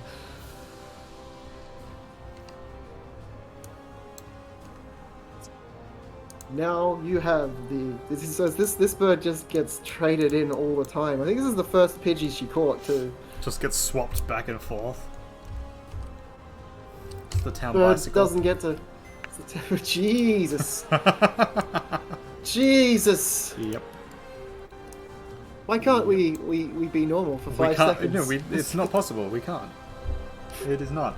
Ladies and gentlemen, if you have had a good night and if you have enjoyed, please follow, give us a like and a subscribe, and smash the notification bell button thing, something, whatever. None of that actually applies to Twitch, I don't think, other than Tweet following. me on Twitter. I Yeah. don't have a Twitter, so Donate to the charity. definitely donate to the charity. We're going to do the charity shout out one more time. Yep. We are probably doing an art stream tomorrow, and then a probably RimWorld, I would think, tomorrow evening, and then Thursday is Minecraft Day. We'll So be doing some Minecraft if with you're Bluebird. keen for all of that, come and give us. Might even, depending on how we're doing for time on my various projects, might even do some Sea of Thieves before Minecraft. That might be fun. That might be. It's good to be fun though. Could be. If you're interested in joining for that, I'm hoping to have time and the spoons to do it. Yeah, So we'll see how we see. go. And See how we go. Over the weekend, there might be some more stuff, so keep your Random eye stuff. out. Yeah, some Oh, random. and do our randoms. polls for the lols. Yep. It's a very morbid one. This one. It is a little morbid this time. It's places to die. Best places Best to die. places to die. So if you're keen, you can do that You poll. can choose the Find out on the legitimately Sunday or best Sunday ones, or you can afterwards. choose the hilarious ones. It's up to you. It's up to you. Alright. Whatever's your favorite. So. Alright, I'll who chuck are we you rating today, on artist? Not that web screen. The other web screen. There we go. Chuck you there. Actually, I'll chuck us back to my face while I just move Twitch over here, so that we can Do you have anyone on Bluebird? Worth rating? see who's on to raid. Not anyone that you wouldn't already have on your list. I see. Lawler's on playing Elder Scrolls. We do like Lola. That's all I've got. Hmm. Otherwise, we can search for someone playing Pokemon. Always good to find someone new. Yeah. Find someone small. Let's have a look.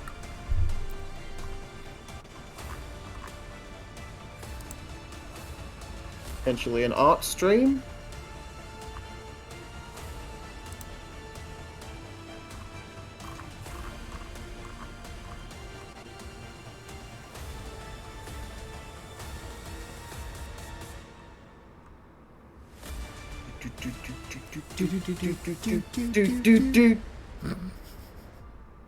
It might be idiots. We might be.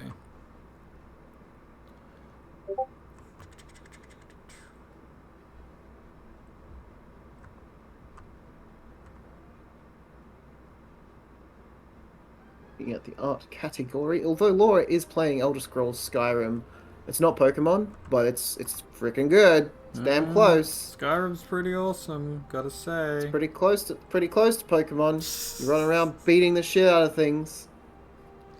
Yeah, there's a few people It's playing about- Pokemon, but quite a few of them are seemingly not in English, so... Oh, Goblin, Honey Goblin. Ooh, wait, no, they've got a lot of people though. VTube it, and that's a past video. Never mind. Not people that are live. Okay. Asylum GC8 playing Pokemon Unite. Yeah, They've got 30 viewers currently. we could do that. I'll just give them a quick look.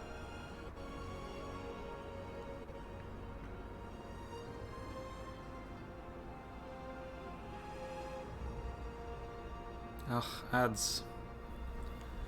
Ads, why you gotta do this to me? Rebby. Thank you, Because you're not C0g. subscribed. Most appreciate the follow, last minute follow. Much appreciated. You're awesome. Thank you, Shaderkin. You are very awesome. Yeah. Oh, it's an ad for salmon. Oh, this guy's got an amazing beard. He is absolutely who we are rating. I'm gonna send it through to you. Alright, we're going by beards. We're going I by agree. beards because, of course, we are. Send it through to my chat on Twitch because that'll be easier. Oh, okay. Yeah. Yep. Sharing the love. That's it. We've got to share the love. Share the load. The load. The load. The load. I could carry it for a while. Carry it for a while. Carry it.